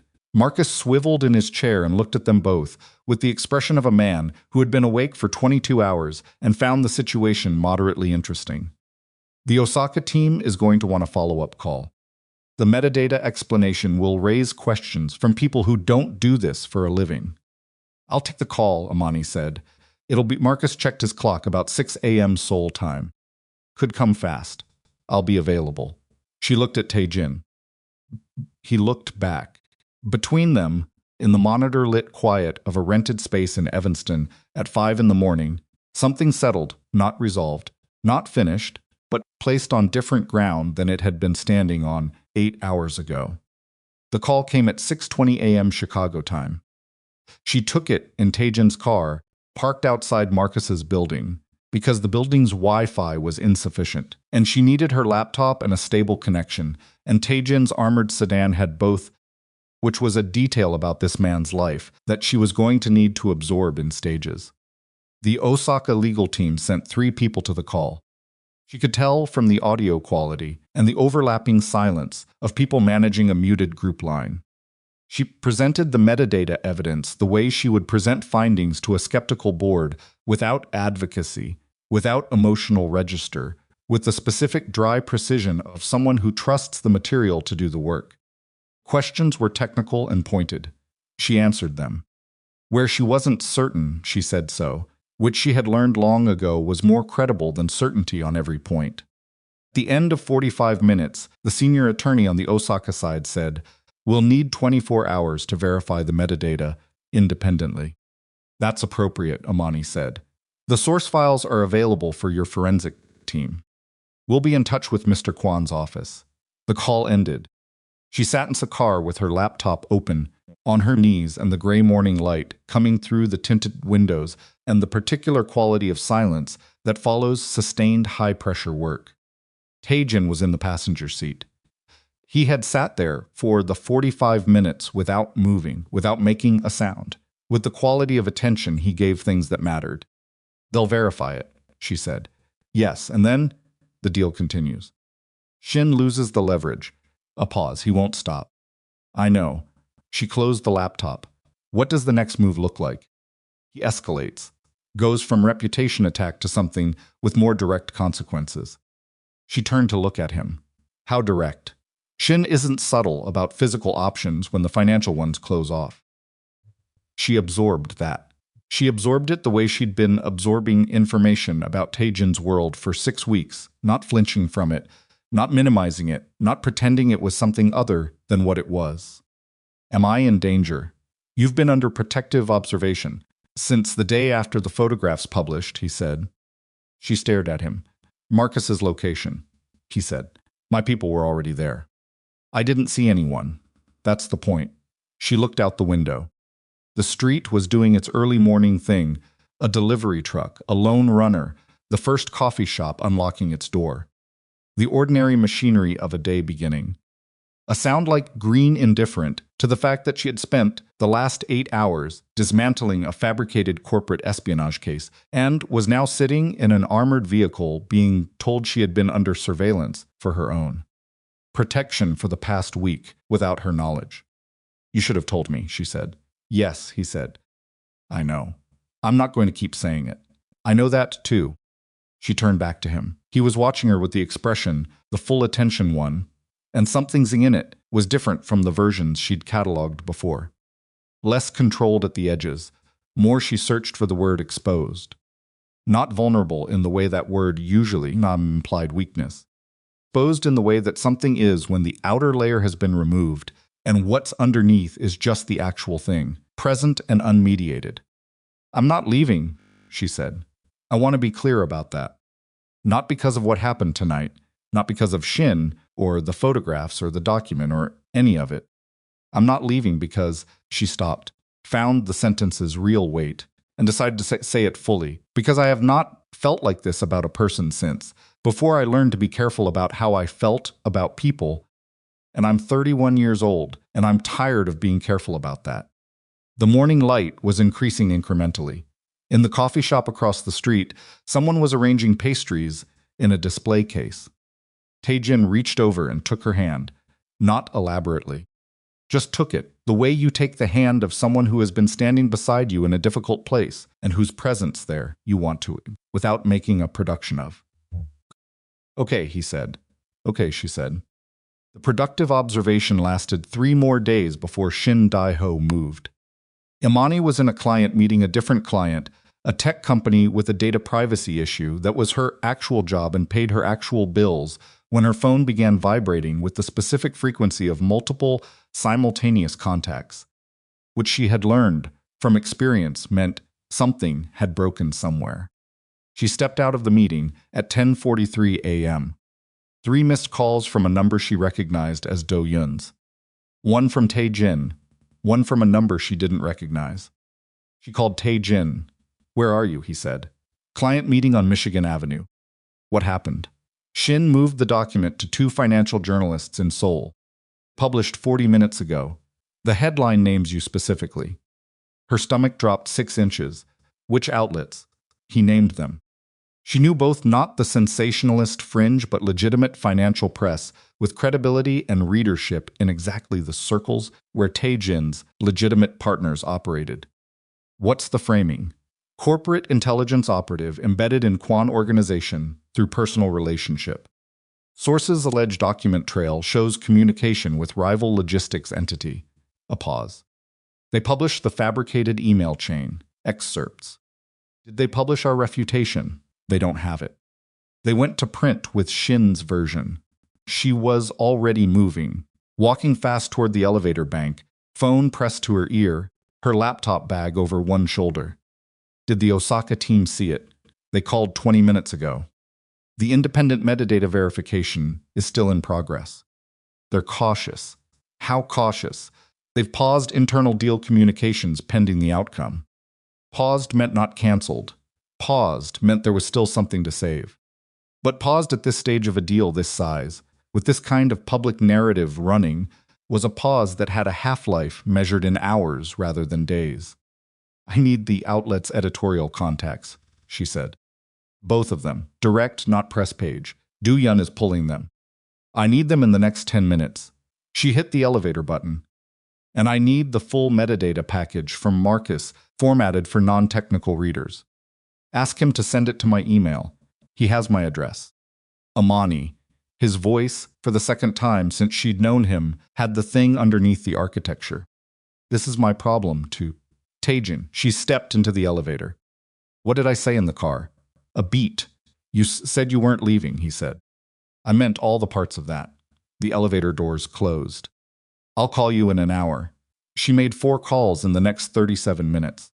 The first was to the senior editor at the larger of the 2 outlets, a man named Park, who had been covering Korean financial news for 20 years, and whose professional pride she correctly assessed would be the most effective lever. She didn't lead with the legal argument. She led with the metadata. She walked him through the construction errors, the way Marcus had walked her through them, with the specific language of someone who understood that journalists with integrity hated being used as distribution channels for fabrications more than they hated almost anything else. Park was quiet for 90 seconds after she finished. "Send me the full package," he said. "It's already in your inbox." He checked. She waited. She could hear him scrolling. "If this verifies," he said, "we have a significant problem with the sourcing on this story." "Yes," she said, "you do, and the person who gave you the story knew you would run it, because your record for credibility makes the publication itself the legitimizing factor. They used your outlet's reputation as the weapon." Another silence. "I'll need 2 hours," he said. "I need one. Mr. Park. The entity that sent you this story is currently using the 45 minutes since publication to contact every partner in a major international deal and cite the fact of publication, not the content, the fact as evidence of the story's credibility. Every hour the story stays up without a correction is an hour that damage compounds." "Beat. 90 minutes," he said. The second call was to the smaller outlet, where she spoke to a junior editor who did not have the same professional pride architecture and needed a different approach. She used the legal framework, citing specific provisions of Korean press law regarding fabricated financial documentation, and watched through the phone the way junior editors become very interested in consulting with senior editors when the word liability enters a conversation. The third call was to the Osaka legal team. She did not wait for them to call her. She reached the senior attorney directly, gave him the publication timeline, gave him the metadata package reference, and told him with the specific calm of someone who has decided the situation is manageable and intends to manage it that she would have at least one retraction published within 2 hours and a formal clarification to his office within 4. The attorney said he would hold the partner communication pause pending the retraction. 2 hours. She had 2 hours. The fourth call was to Preston Hale. She had not spoken to Preston since the reunion. She had not thought about Preston in any sustained way in the 6 weeks since, because the space he had occupied in her thinking had been progressively filled with other information. She called him now because Preston had spent years in Chicago's financial circles and knew people at the Korean business community's intersection with American investment networks, and she needed one specific piece of information: whether Shin Dae-ho had any connection to Preston's investor network. Preston picked up on the third ring with the voice of someone who had not expected this call and was recalibrating in real time. "I need information," she said. "Not a conversation. Information. Imani Shin Dae-ho, Korean Maritime Logistics. Do you know his investor network or any of his Chicago side connections?" Pause. "Why? Because he ran a fabricated document campaign against me this morning using my professional identity, and I'm trying to trace his domestic network before the story he planted compounds further. He used you." Preston's voice shifted. "Against Tae-jin. Against both of us, technically. The document implicates me as an operative. The target is the logistics deal. A beat. Do you know his network or not?" "Hargrove Capital," Preston said. Immediately. The speed of it told her he'd been holding the name somewhere accessible. David Hargrove. He's Shin's primary American financial contact. They co-invested in 3 Pacific shipping infrastructure projects over the last 4 years. Hargrove Capital, she repeated. Thank you. Imani, his voice had something in it, not the old version, not the rehearsed care he'd deployed throughout their relationship. Something rawer. I'm sorry. For the parking garage. I know it's late and it's not enough. And I know you're with someone who's not me. I'm sorry. She stood on Michigan Avenue in the October morning, with the city moving around her and 37 minutes remaining on her 90-minute window. I know, she said. And she did. And it landed without the weight she would have predicted 6 weeks ago, not painless, but the pain had changed shape, become something smaller and more manageable, the way most pains do when life has moved far enough past them. She hung up and called Do-yun. Hargrove Capital, she said when he answered. David Hargrove. He's Shin's American financial connection. If Shin is escalating beyond reputation attacks, Hargrove is the domestic node through which he'd move resources. Pause. How did you get that? She was moving again, walking fast, heading back toward her office where her full workstation was. Tell Tae-jin he's here with me. Good. Tell him I need the Hargrove Connection's financial disclosure history, anything publicly filed. SEC records, investment disclosures. If Shin moved money through Hargrove to fund the fabrication campaign, there's a paper trail in the compliance filings because Hargrove is a registered entity and registered entities leave records. She heard the phone shift. Then Tae-jin's voice. You called Preston, he said. He had information I needed. Imani, you going to have a problem with that? Beat. A real one. She could feel him deciding whether to have a problem with it. No, he said. Good. Because she checked her watch, 81 minutes, and I need the SEC filings. Do-yun has a compliance contact. Then Do-yun should call them right now. She heard him tell Do-yun. She heard Do-yun's response something in Korean, rapid, that had the texture of a man shifting operational gears. She heard the background sounds of Tae-jin's world doing what it did when it was actually moving doors. Phones. The particular quality of men who were used to high-stakes decisions making them fast. 78 minutes. The SEC disclosure came through at the 50-minute mark. Do-yun's compliance contact had pulled the relevant filings in 22 minutes, which told Imani something about the contact's level of access that she decided not to examine closely. The filing contained what she had hoped to find, a capital flow record from Hargrove Capital to a consulting entity that matched the registration jurisdiction of the hosting server Marcus had identified. It was not conclusive on its own. Combined with the metadata evidence, the structural failures in the document, and the timeline, it was a thread that connected Shin Dae-ho to the fabrication through a documented financial relationship. She sent the compiled package to Park at 63 minutes. At 88 minutes, 2 minutes past her window, Park called. We're pulling the story, he said, and running a correction. She closed her eyes, opened them. Thank you, she said. We were used, he said. I don't like being used. I know, neither do I. The correction published at 1:17 p.m. The second outlet followed 12 minutes later. The Osaka legal team received her formal clarification at 2 p.m., and at 2:43 p.m., the senior attorney called to tell her that the partner communication pause had been lifted. She was at her office desk when the attorney called. She had been there since 11 a.m., running on 40 minutes of sleep and 3 cups of coffee that she had consumed with the mechanical efficiency of someone managing a biological system under load. When she hung up from the attorney, she sat very still for approximately 45 seconds and let the specific exhausted relief of a contained crisis settle into her body. Then she picked up her phone. Tae-jin answered before the first ring completed. It's done, she said. He didn't say anything for a moment. The deal, she said. The Osaka team confirmed, he said. Partners are back at the table. Good. Imani, his voice still the one underneath the architecture, the one that arrived when the layers were down. What you did today.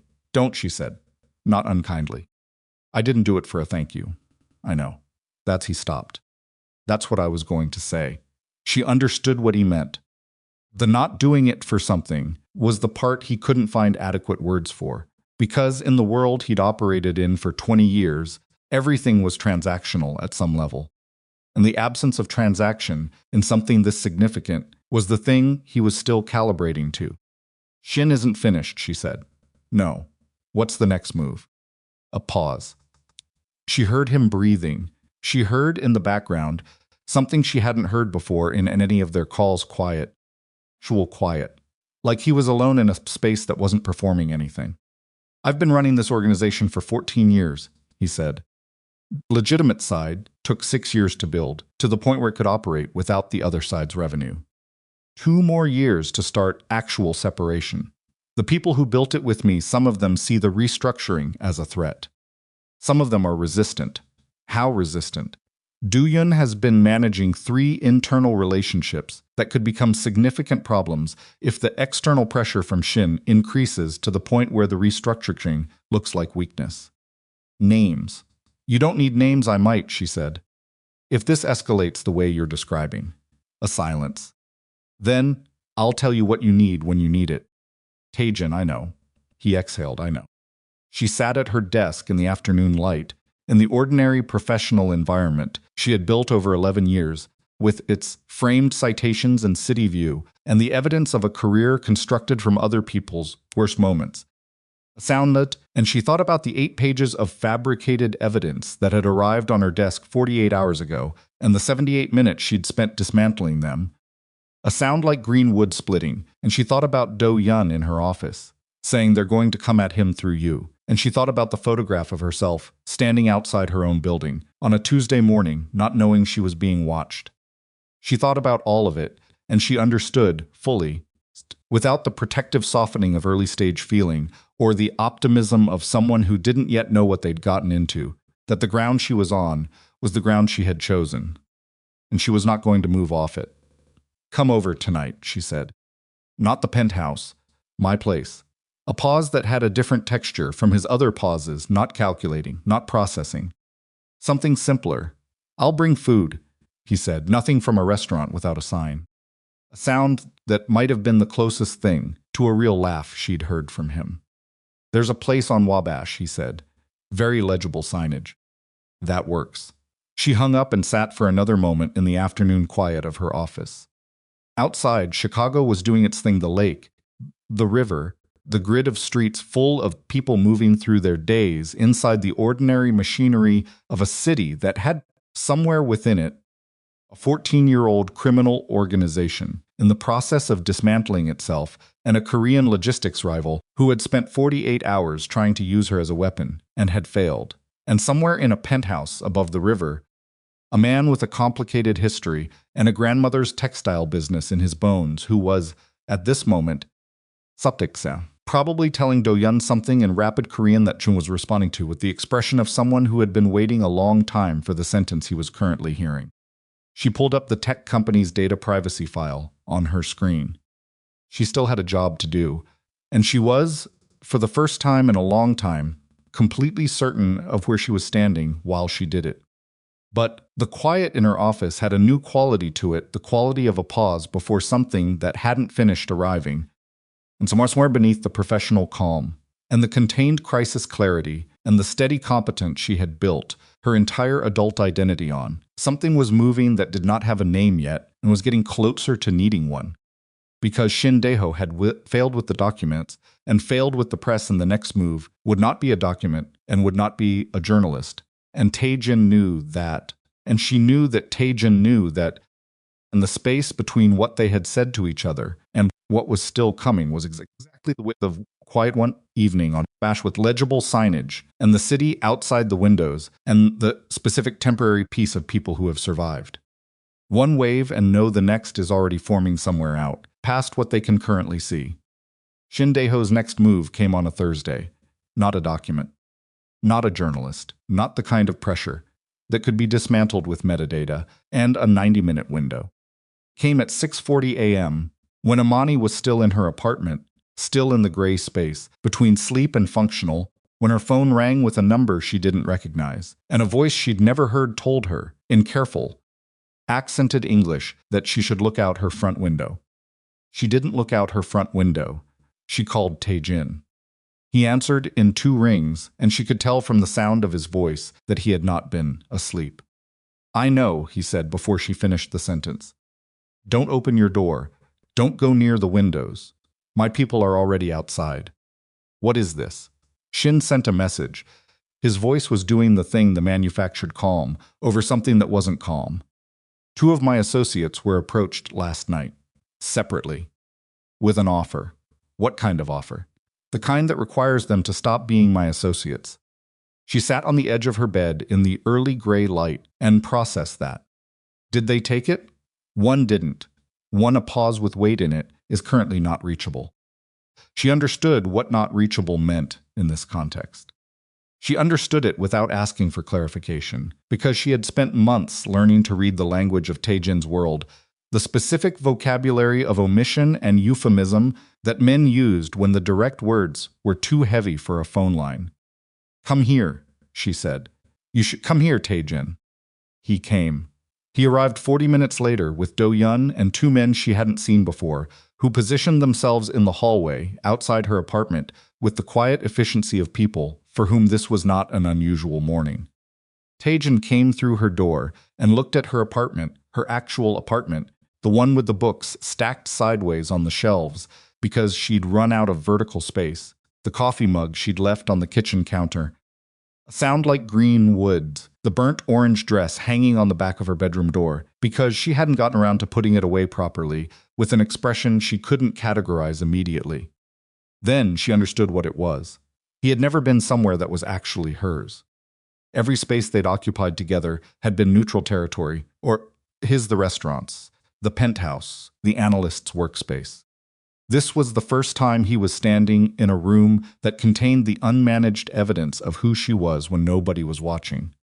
He looked at the dress. "That's the one from the reunion," he said. "I keep meaning to put it away properly." "Don't," he said, and moved past her to the kitchen table, where he set down his phone and looked at Do-yeon. The situation Do-yeon described over the next 40 minutes was the worst version of what Imani had calculated was possible. Shin had identified 3 relationships within the Kwan organization's inner operational layer, men who had been with Tae-jin for between 6 and 11 years, who had built their own financial structures within the organization's shadow operations, and who had watched the restructuring consume revenue streams they depended on. The restructuring hadn't been secret. Tae-jin had been transparent with his core people about the direction he intended to take the organization. What he had perhaps underestimated or chosen to believe was manageable was the degree to which transparent intent and actual willingness to tolerate the consequences were different things. Shin had found the gap between intent and tolerance. He had offered money, continued operation of the shadow streams. Tae-jin was dismantling, and protection from whatever consequences followed the logistics deal's completion. 2 of the 3 men had listened. One of them had taken a meeting. The man who had taken a meeting, his name was Yoon, 11 years, someone Do-yeon described with the specific careful blankness of a man who was controlling something behind his face, had not yet committed.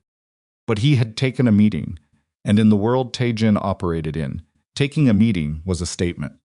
"What does Yoon know?" Imani said. Do-yeon looked at Tae-jin. Tae-jin looked at the table. "Enough," Tae-jin said. "I need specific. The logistics deal's internal timeline. 3 of our legitimate partner identities in the Osaka network. The restructuring schedule, which operations are being shut down, in what sequence, and which assets are being converted to clean capital." Imani thought about that. If Shin has the restructuring schedule through Yoon, he knows exactly what organization is most exposed during the transition. Yes. And the window when the legitimate operations aren't yet self-sustaining, but the shadow operations have been shut down enough to create gaps. Yes. When is that window? Tae-jin looked at her. "We're in it." She sat with that for a moment. The apartment was quiet around them, the ordinary quiet of a morning in a Chicago apartment building, radiator heat, distant traffic, someone's alarm going off 2 floors up and being silenced. The ordinary machinery of lives that had nothing to do with this table and this conversation and the specific shape of the situation they were sitting inside. What do you want to do about Yoon? She said. Tae-jin was quiet for long enough that she looked at him directly. He has a daughter, Tae-jin said. 8 years old. Her name is Soo-ah. He's been sending money to his parents in Busan for 9 years every month. Same amount. Never missed. He looked at his hands. He took a meeting with Shin because Shin offered him a way to keep doing that after the restructuring eliminates the revenue he built it on. Does he know you know? Imani said. Not yet. Then you need to talk to him before Shin does. Dooyun made a sound. Not an ultimatum, Imani said to Dooyun. Conversation. Tae-jin goes to Yoon and tells him he knows about the meeting. Doesn't threaten. Doesn't punish.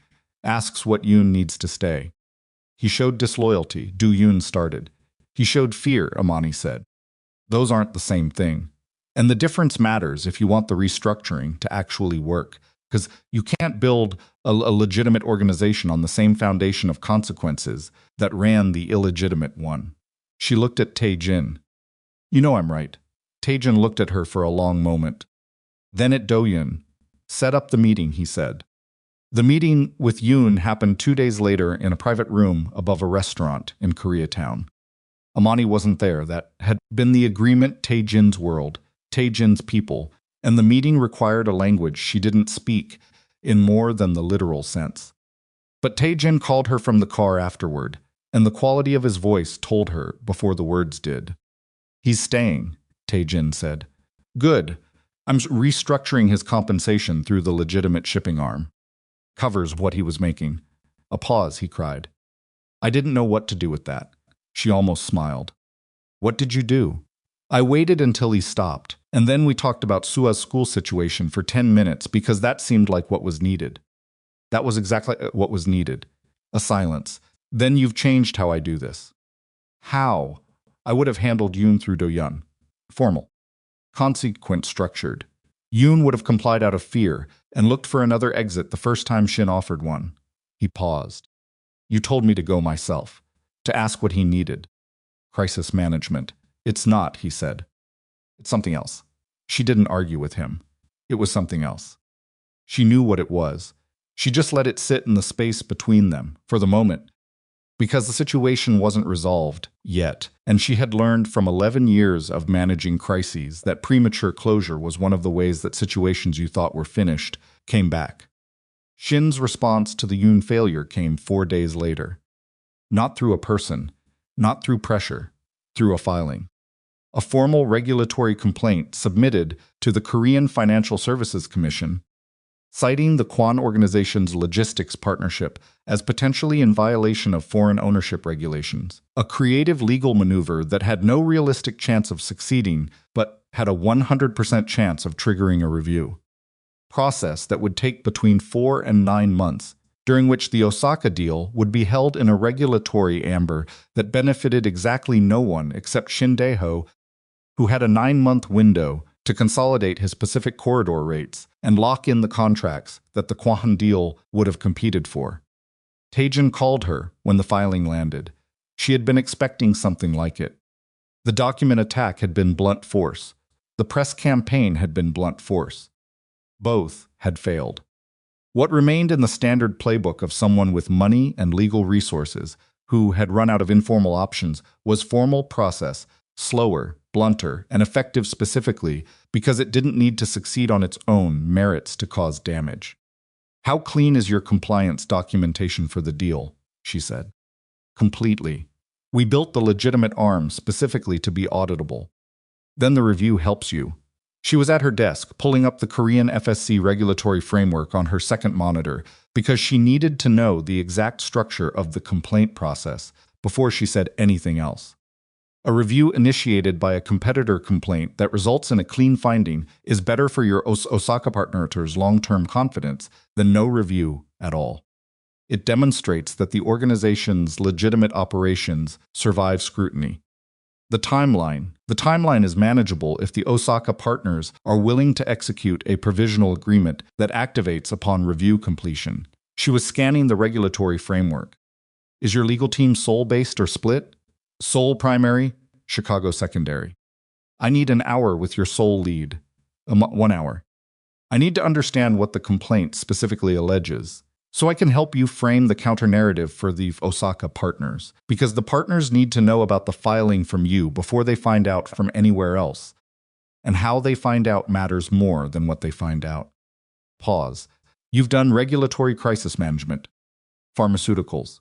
The regulatory structure is different, but the partner communication strategy is the same. People don't leave deals because of regulatory complications. They leave because they find out about complications from sources that aren't you. She found the relevant statute on the monitor. Call your sole lead. She spent 3 weeks inside the regulatory response. Not exclusively, she still had her own clients, her own practice, the ordinary operational demands of a business she had built to run, without her being exclusively available to any single situation. But in the margins and early mornings and late evenings, she was inside Tae-jin's legal team's documentation, reading compliance reports and ownership structure filings, and the FSC's published review criteria with the focused attention of someone who had learned a new language out of necessity and found, somewhere in the learning, that she was actually interested in it. The FSC review proceeded according to its process. Imani sat in on 3 calls with Tae-jin's sole legal lead, a woman named Young Haiwon who had the clipped, fully caffeinated energy of someone who billed by the hour and intended to provide value for every unit and contributed the partner communication strategy, while Haiwon handled the regulatory documentation. The Osaka partners executed a provisional agreement in week 2. Not easily, the senior attorney on their side needed 2 calls and 1 in-person meeting in Chicago that Imani did not attend, but helped Tae-jin prepare for, with the thoroughness she brought to client prep sessions. Sitting across from him at his kitchen table, running through every question the attorney was likely to ask, and the exact form of each answer. "You're doing that thing," Tae-jin said, during the 3rd prep session. "What thing?" "Where you already know the answer you want me to give, and you're asking the question to check whether I'll arrive at it myself." She looked at him. "Is that annoying?" "No. It's what you do with people you're trying to protect." He looked at her steadily. "I notice things." She set down her pen. "The attorney is going to ask about the restructuring timeline. He's going to want to know whether the shadow operations have been fully severed or whether the legitimate arm is still carrying residual liability from active gray market contracts. The answer is the contracts were wound down over 18 months. The last active one closed 6 weeks ago.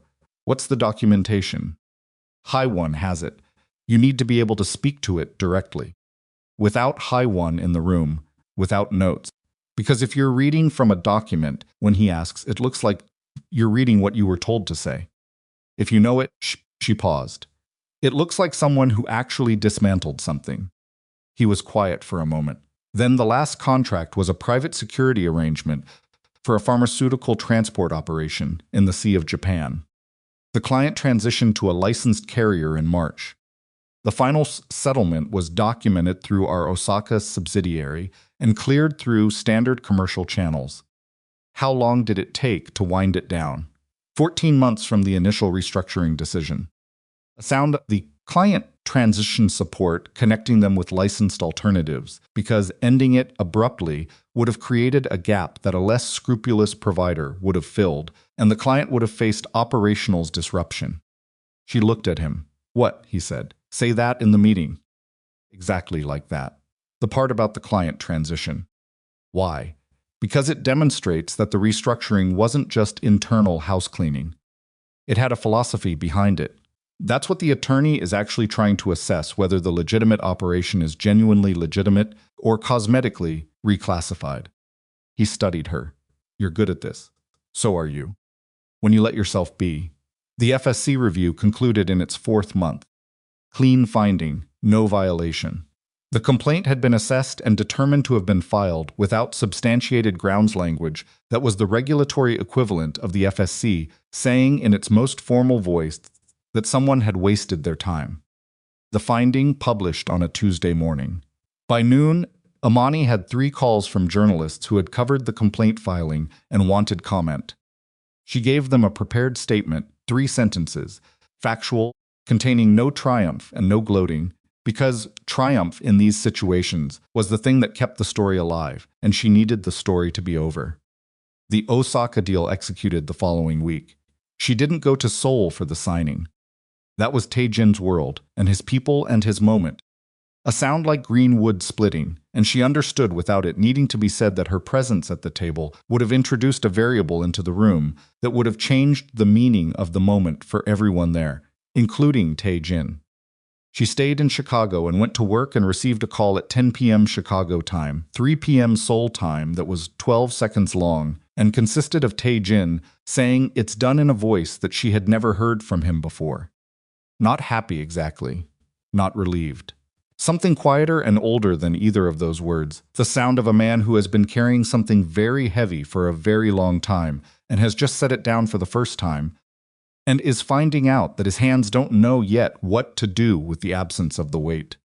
"Come home," she said, and then registered what she'd said. "A beat, I am," he said. Shin Dae-ho did not recover. The FSC finding, combined with the failed document campaign and the press retraction, had cost him more than the logistics deal. 3 of his Pacific Corridor contracts lapsed when partners who had been watching the situation decided that the risk calculus of continued association had changed. His primary American connection, David Hargrove, withdrew from 2 joint investment positions and issued a statement that Imani recognized immediately as crisis management language, someone else's crisis management, not hers, but competent, that was designed to establish distance without confirmation. Shin did not make further moves against Tae-jin or Imani. Whether because the cost-benefit had shifted irrevocably or because of something in Tae-jin's world that she wasn't fully told about, the pressure simply stopped. Not with a declaration, not with a confrontation. It stopped the way sustained bad weather stops incrementally and then completely, and the sky afterward was just the sky. She asked Tae-jin about it once, directly. He told her that Do-yeon had communicated, through channels she didn't need to know, that the options available to Shin for future action had been substantially reduced. Splitting. He said it with the specific phrasing of someone who was telling her the truth at the level of abstraction that was currently available to them, and she accepted it at that level. A sound like green wood splitting, because she had learned to read the difference between evasion and the functional limits of what a person can hand someone without changing the nature of what they're carrying. She accepted it. She didn't like it. She told him she didn't like it. "I know," he said. "If we're doing this, actually doing this, there are going to be things you can't tell me in full, and I'm going to have to trust that the abstraction is accurate. Yes, I need you to tell me when we're in that territory. Not the specific thing. Just that we're in it. I can do that. And I need to know that the restructuring is real. Not strategic, not cosmetic, it's real," he said. "Was real before you. It will be real after everything." A pause. "It's taking longer than I planned. There are the internal relationships are complicated. Yoon was one. There are others who need different things. Are you working them? Yes. Do-yeon and I." He looked at his hands. "Do-yeon has started calling what we're doing. The long close, he means it as a complaint. It's accurate, though. It is." Something crossed his face that was almost humor. "He's also started forwarding me articles about crisis brand management. I think he's decided to become conversant." She did laugh at that. The real kind. Preston appeared in her life one more time. She ran into him at a coffee shop on Randolph Street on an October morning, 6 months after the reunion. He was alone. He looked like someone who had been sleeping adequately and eating decently and had recently come to some kind of accommodation with himself that wasn't happiness, but was closer to equilibrium than she'd expected. "Hey," he said. "Hey," she said back. They stood with their coffees for a moment in the ordinary social negotiation of 2 people who shared a significant history and were figuring out what the present tense version of that was. "I heard the deal went through," he said. "The Kwan logistics thing." "Did. I heard you were involved. In the regulatory piece." Peripherally. He nodded. He was looking at her with an expression she recognized from the phone call, the one without the rehearsed care, the one that was just the actual thing. "Are you good?" "Yes," she said, genuinely. Preston paused, selected. "He's good to you." "He is." Something crossed his face that wasn't quite grief and wasn't quite acceptance, and was maybe the specific emotional register of a person recognizing that the thing they threw away had been real, and living with the knowledge that they were the one who threw it.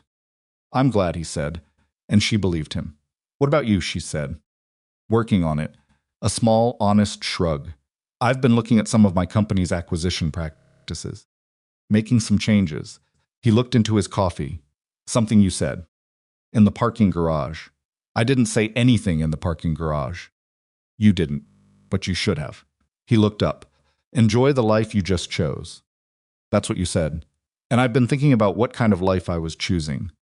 Before you. Generally." She looked at him. This man she had spent 4 years with, who she had planned a future with, who she had loved with the particular thoroughness of someone who commits fully and then has to rebuild when the commitment turns out to have been unilateral. She looked at him and felt compassion. Actual compassion, the undramatic kind, without performance or pride. "Make the changes," she said. "Yeah," he said. "That's the plan." She left him at the counter and walked out into the October morning and did not look back. Not because looking back would have hurt, because there was nothing behind her that required her attention anymore. Do-yeon came to her office one more time. 3 months after the FSC finding. A Tuesday afternoon, unannounced, which was his style. She had started keeping better coffee for these occasions, which was something she hadn't consciously decided to do, and had therefore decided unconsciously, which told her something about how she had started thinking about the people in Tae-jin's life. He sat across the meeting table in his dark wool coat, folded his hands. "The second internal situation has been resolved," he said. This was his version of an update clinical, compressed, designed to convey information, without elaborating past the functional minimum. "The restructuring is on schedule, ahead of it now." A pause. "Tae-jin has asked me to retire from operational oversight at the end of the year." She looked at him carefully. "How do you feel about that?" "I feel that it's the correct decision," he said. "And then, after a moment, I feel other things as well. But those are less relevant. They're relevant to you." He looked at her. The expression was the one from the first meeting, the one that had shifted, when she'd told him she wasn't afraid, that had gone somewhere older and more unguarded. "You are going to argue with him," Do-yeon said, consistently.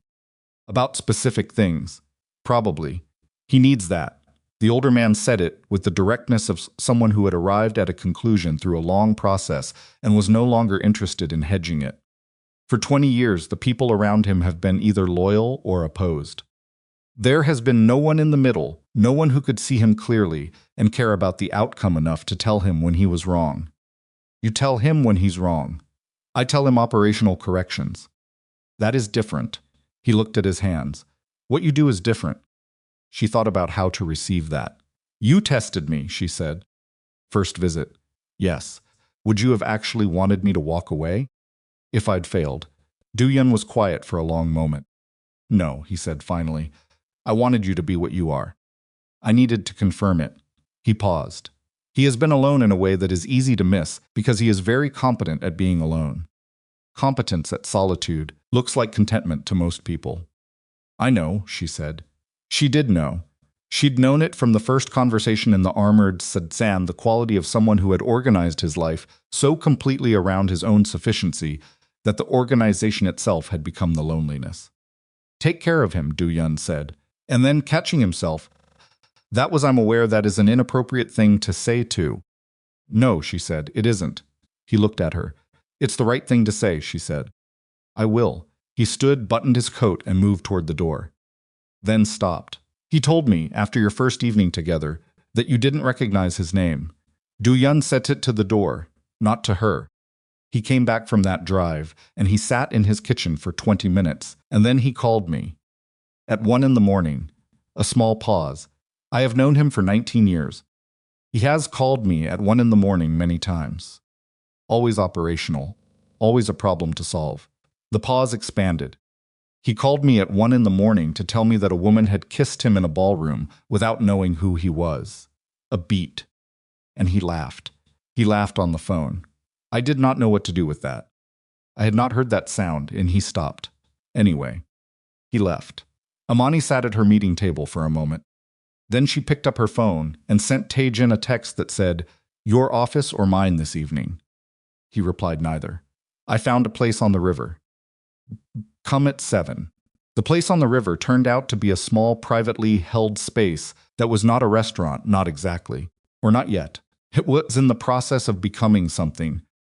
A the construction still visible at its edges, where someone had arranged a table near a window that looked directly at the water and the bridges and the particular nighttime quality of the Chicago River that she had walked beside with him early in their knowing each other.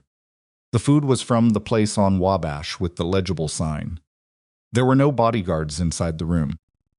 There were, she was certain, people somewhere in the building's lower structure whose presence was the reason there were none visible, and she had made her peace with that arithmetic some time ago. Tae-jin was already there when she arrived. He stood when she came in, which was something he did consistently and which she had never pointed out to him because it was one of those things that revealed something about how he'd been raised that she found she didn't want to examine out loud. He looked different. Not dramatically. In the way that people look different when something been holding has been set down and the body hasn't fully adjusted yet to the new posture. "Dooyeon came to see me," she said, sitting. "I know. He told me you laughed. On the phone. The night you drove me home." Tae-jin looked at her across the table, with the expression she had catalogued as the full attention one, and which she now understood was also the expression he wore when he was deciding whether to be fully honest. "I didn't know what else to do with it," he said. "You walked up to me in a ballroom and asked me to kiss you, and you didn't know my name. Nobody does that. Nobody has ever," he stopped. "I've spent 14 years in rooms where everyone knows my name and knows what it means and behaves accordingly. You walked up to me in those exact rooms and you just didn't care. I cared about getting through the next 30 seconds. Yes, something crossed his face. That's what I mean. You were in a genuinely terrible moment, and you made a ridiculous decision, and it had nothing to do with me. I was just the available option." He paused. "Do you know how long it had been since I was someone's available option rather than someone's objective?" She looked at him. She thought about the parking garage and the elevator, and the burnt orange dress, and the specific rage that had propelled her across that ballroom toward a stranger who was standing in exactly the wrong place at exactly the right moment. She thought about how much of what had followed was the accumulated result of a split-second decision made by a woman who was furious and scared and too proud to cry in public and needed one win in a night that had taken everything. "I'm sorry it started the way it did," she said. "I'm not," he said. "If you had known who I was, you would have made a different decision. Almost certainly, and I would be exactly where I was before you walked across that room," which was not a bad place, but it was a static one. He looked at his hands briefly and then back at her. "You moved things. Things moved themselves," she said. "I just declined to get out of the way. Same result." She picked up her fork. The food from Wabash was good. It was always good. She had confirmed this over multiple visits, and the river outside the window was doing its nighttime thing, dark and lit by the bridge lamps and the reflections of buildings. The same river she had walked beside in the earlier days of this, when she hadn't known yet that she was going to be here, at this table, with this man, 6 months into something that had started as 5 seconds of spite. "What happens now?" she said. Not with urgency, with actual curiosity. "The restructuring continues," he said. "The legitimate operations are running at full capacity. The Osaka deal generates revenue that covers the transition costs." He was quiet for a moment. "I've been in conversation with a non-profit legal defense fund in Seoul. They work on corporate predatory acquisition cases. A sound like green wood splitting. The kind of situation I intervened in with Preston's investors, but on a systemic level." He looked slightly uncomfortable, which was a look she associated with him when he was saying something he wasn't entirely sure was presentable. "I've been considering a significant donation, and potentially a board position." She looked at him. "Dooyeon thinks it's sentimental," he said. "Dooyeon is wrong," she said. "It's what the restructuring is actually for. Not just making the organization clean. Making the capital do something that earns the cleaning." He looked at her for a moment. Then yes, that's it. Then do it. He nodded. Then he reached into his jacket and placed a small black box on the table. She looked at it. It was not the elaborate presentation of someone who had staged a proposal. There was no staging here, no arrangement of the room, no particular lighting, no moment of performance. He had simply put it on the table in the middle of a conversation about nonprofit board, positions, and the restructuring timeline, which was, she understood immediately, exactly the right way to do it. Elaborate would have been wrong. Elaborate would have been for the version of them that performed things. This was for the version of them that was actual. I'm not good at this, he said. I mean that as context, not a disclaimer. I know you're not. I have been, he paused, selected carefully, reorganizing how I think about what I'm building. The organization, the legitimate operations, the board position, if I take it. What I want it to add up to. He looked at the box and then at her. None of it makes the same kind of sense without you in the architecture. Picked up the box, opened it. The ring was simple. Not small, there was confidence in the stone, but simple, in a setting that was more architectural than decorative. She could see that someone had thought about what she would actually wear, not what would make an impression. You talked to someone, she said. Hi, my sole legal lead. He paused. She told me you were not the kind of person who wanted something that announced itself. She's right. She's very perceptive, a beat. She also told me I was taking too long and should have done this 2 months ago. She's also right about that. He was watching her with the expression the full attention one, underneath which she could now read the actual thing, the one that had no practiced component. That was simply Tae-jin looking at the one person in his adult life who had walked toward him without knowing who he was, and having found out, decided to stay anyway. There are arguments coming, she said. Specific ones. I have opinions about your company's advertising that I have been restraining myself from expressing, and I will not be restraining them indefinitely. I know, and I'm going to need to understand more about the internal relationships as the restructuring continues. Not operational specifics, but enough to know when we're in a territory I need to be told about. I know that too. And there will be mornings when I'm an unreasonable person, before I've had coffee, and you will have to make informed decisions about whether to engage with me or wait 20 minutes. I've gathered that from available evidence, he said with the almost smile. She looked at the ring. She thought about the reunion. Parking garage, and the fluorescent light that buzzed like a dying insect, and the specific weight of a future being handed back. She thought about an elevator with mirrored walls and a dress that had cost more than 2 of her first paychecks, and a decision she'd made at the end of a ballroom that had been the most impulsive thing she'd ever done. She thought about a man standing alone near a private bar with the stillness of someone who had made his peace with being unreachable and what it had cost him, and what he had done with it, and who he was becoming at 38 with the long work of dismantling and rebuilding, still not finished. She put the ring on. It fit.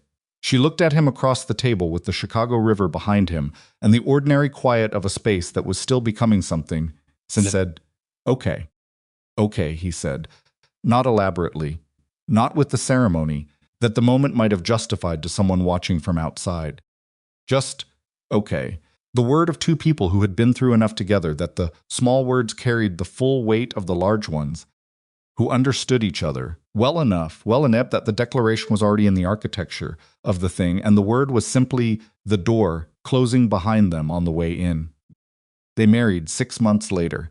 The ceremony was in a private hall in Chicago's Bronzeville neighborhood, Imani's grandmother's community. Choice that was Imani's, and that Tae-jin had agreed to without hesitation, in a way that told her things about him that were still settling into their full meaning. The guest list was 70 people. Tae-jin's side included Do-yeon, who wore a suit she had never seen before, and who stood at the back of the room with the expression of a man trying to maintain a professional bearing in a setting that was persistently dismantling it. It included Haiwon, who had flown from Seoul and spent the pre-ceremony hour giving Imani a mercilessly accurate assessment of Tae-jin's blind spots while eating appetizers with the appetite of someone who had been billing 16-hour days for months and considered this a vacation. It included Tae-jin's grandmother. Park Soo-ja was 74 and small and had the physical presence of someone who had been the most important person in every room she'd entered for 60 years and saw no reason to alter this practice for the current occasion. She had arrived from Seoul the day before. Tae-jin had told Imani almost nothing about this, which she had identified as his version of nervousness, and she had prepared for it by doing exactly what she did for difficult client situations, researching, thinking carefully, and then putting the research down and being present. Soo-ja took Imani's hands when they were introduced and looked at her for a full 10 seconds with the direct, assessing look that she recognized from her grandson and understood had been there first. Then the older woman said something in Korean. Tae-jin translated quietly. At Imani's shoulder, she says, "You have the eyes of someone who has already decided." "Tell her she's right," Imani said. Tae-jin told her. Soo-ja listened to the translation and then made a sound that was very clearly a laugh, short, undecorated, the real kind, and kept hold of Imani's hands for another moment before releasing them, and directing the rest of her attention to telling Tae-jin at some length what appeared from his expression to be a series of fairly pointed observations. "What is she saying?" Imani murmured. "That I took too long," he said, "and that my grandfather would have found the whole situations extremely entertaining." The ceremony was in English, with Korean elements, the payback ceremony bow, which Imani had learned about and asked for, which had produced in Tae-jin an expression she hadn't seen before, and catalogued as something she wanted to see again. There was no formal religious element. Only the civil component and the two families and the 70 people who between them represented the full texture of two lives that had been separately built and were now being brought into the same structure. Imani's father cried. He did it the way men of his generation cried, with specific compressed quality of someone keeping it contained and largely failing, and Imani watched him from across the room and felt something that she didn't have a word for. That was related to gratitude, but was larger than that, that had to do with time and survival, and the specific improbability of standing here in this room, in this moment, having come through the path that had led to it. Do-yeon did not cry. He stood at the back of the room with his arms folded and his face doing the controlled stillness, and his eyes, when she caught them briefly during the reception, doing something else entirely that he would have denied if asked. During the reception, when the room had reached the specific energy of celebration that no longer needed management, Tae-jin took Imani's hand and led her to the small space of cleared floor where people had been dancing. He was not a natural dancer. She had learned this in the 6 months between the proposal and the ceremony during 2 attempts at practice that had been useful primarily as evidence of his willingness to be bad at things in front of her, which she valued more than competence would have been. They moved together in the approximate manner of 2 people, for whom dancing was not the point. "I've been thinking about the reunion," he said. "Which part?" "The part where you walked across the room and asked me to kiss you." He was looking at her with the full attention expression. "I've been thinking about what would have happened if you'd chosen someone else." Standing 3 feet to the left. "You weren't." "No, and I didn't." "No." He was quiet for a moment, moving in the approximate dance way. "I've spent my whole life managing variables, controlling outcomes, making sure the unpredictable things were contained." A pause. "And the best thing that has ever happened to me was completely outside my control. You were furious and impulsive, and you needed 30 seconds of something that felt like winning. That's all it was." "That's all it was," she agreed. "And it turned into this. It turned into this." Around them, the room continued its celebration, the music, the food, the conversations between people who had come from different sides of 2 lives and were finding the specific social chemistry of a wedding that meant something. Soo-ja was in conversation with Imani's grandmother in the corner, communicating across the language gap with the determined ingenuity of 2 women who had lived long enough to know that the important things didn't require a shared language. Do-yeon was being spoken to at length by Imani's cousin Marcus, who had cornered him near the appetizer station and appeared to be describing, with considerable enthusiasm, A business idea that Do-yun was processing with the expression of a man experiencing something entirely outside his operational parameters. Hai-won was at the bar, working through her second drink, and caught Imani's eye across the room and raised her glass with the specific energy of someone who had predicted this outcome months ago and found the confirmation professionally satisfying. "What happens now?" Tae-jin said. It was the same question she had asked him at the river table, returned. "The restructuring continues," she said. "The nonprofit board position. The advertising problem, which I have a very specific plan for. Suja's second visit, which I'm already organizing in my head." She paused. Do-yun's retirement, and the question of what he does with himself after, which I think is going to require more management than he's expecting. "He started reading your firm's published case studies," Tae-jin said. She leaned back slightly to look at his face. He told me they were relevant to understanding the current landscape." The almost smile. "I didn't argue with him." She laughed. The real kind, unguarded, the kind that arrived from somewhere below the professional surface and had nothing managed about it. The room held them in its noise and warmth. The city outside was doing its thing, the lake, somewhere to the east, in the dark. The river running its course through the grid. The ordinary and extraordinary machinery of Chicago moving through another evening indifferent to the specific fact of two people in a Bronzeville hall who had arrived here by a route that neither of them had planned or predicted or would have believed if they'd been told it in advance. Imani Rowe had walked into a parking garage expecting nothing more dangerous than an awkward evening and had walked out of the other side of a year with a life that was entirely different from the one she'd been building. Harder in some places, more alive in all of them. She thought about the burnt orange dress, still hanging on the back of her bedroom door, which she had finally taken to be properly cleaned and hung, but which she had not given away, because there were some things that marked a specific moment in a life, and the dress marked that one. The moment before everything changed. The moment she walked into an elevator with mirrored walls and straightened her shoulders and decided that if it was going to be the worst night of her life, it was going to be the worst night in a dress that fit correctly. It had not been the worst night of her life.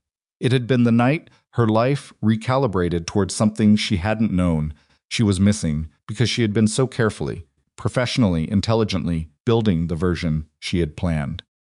Plans were like that.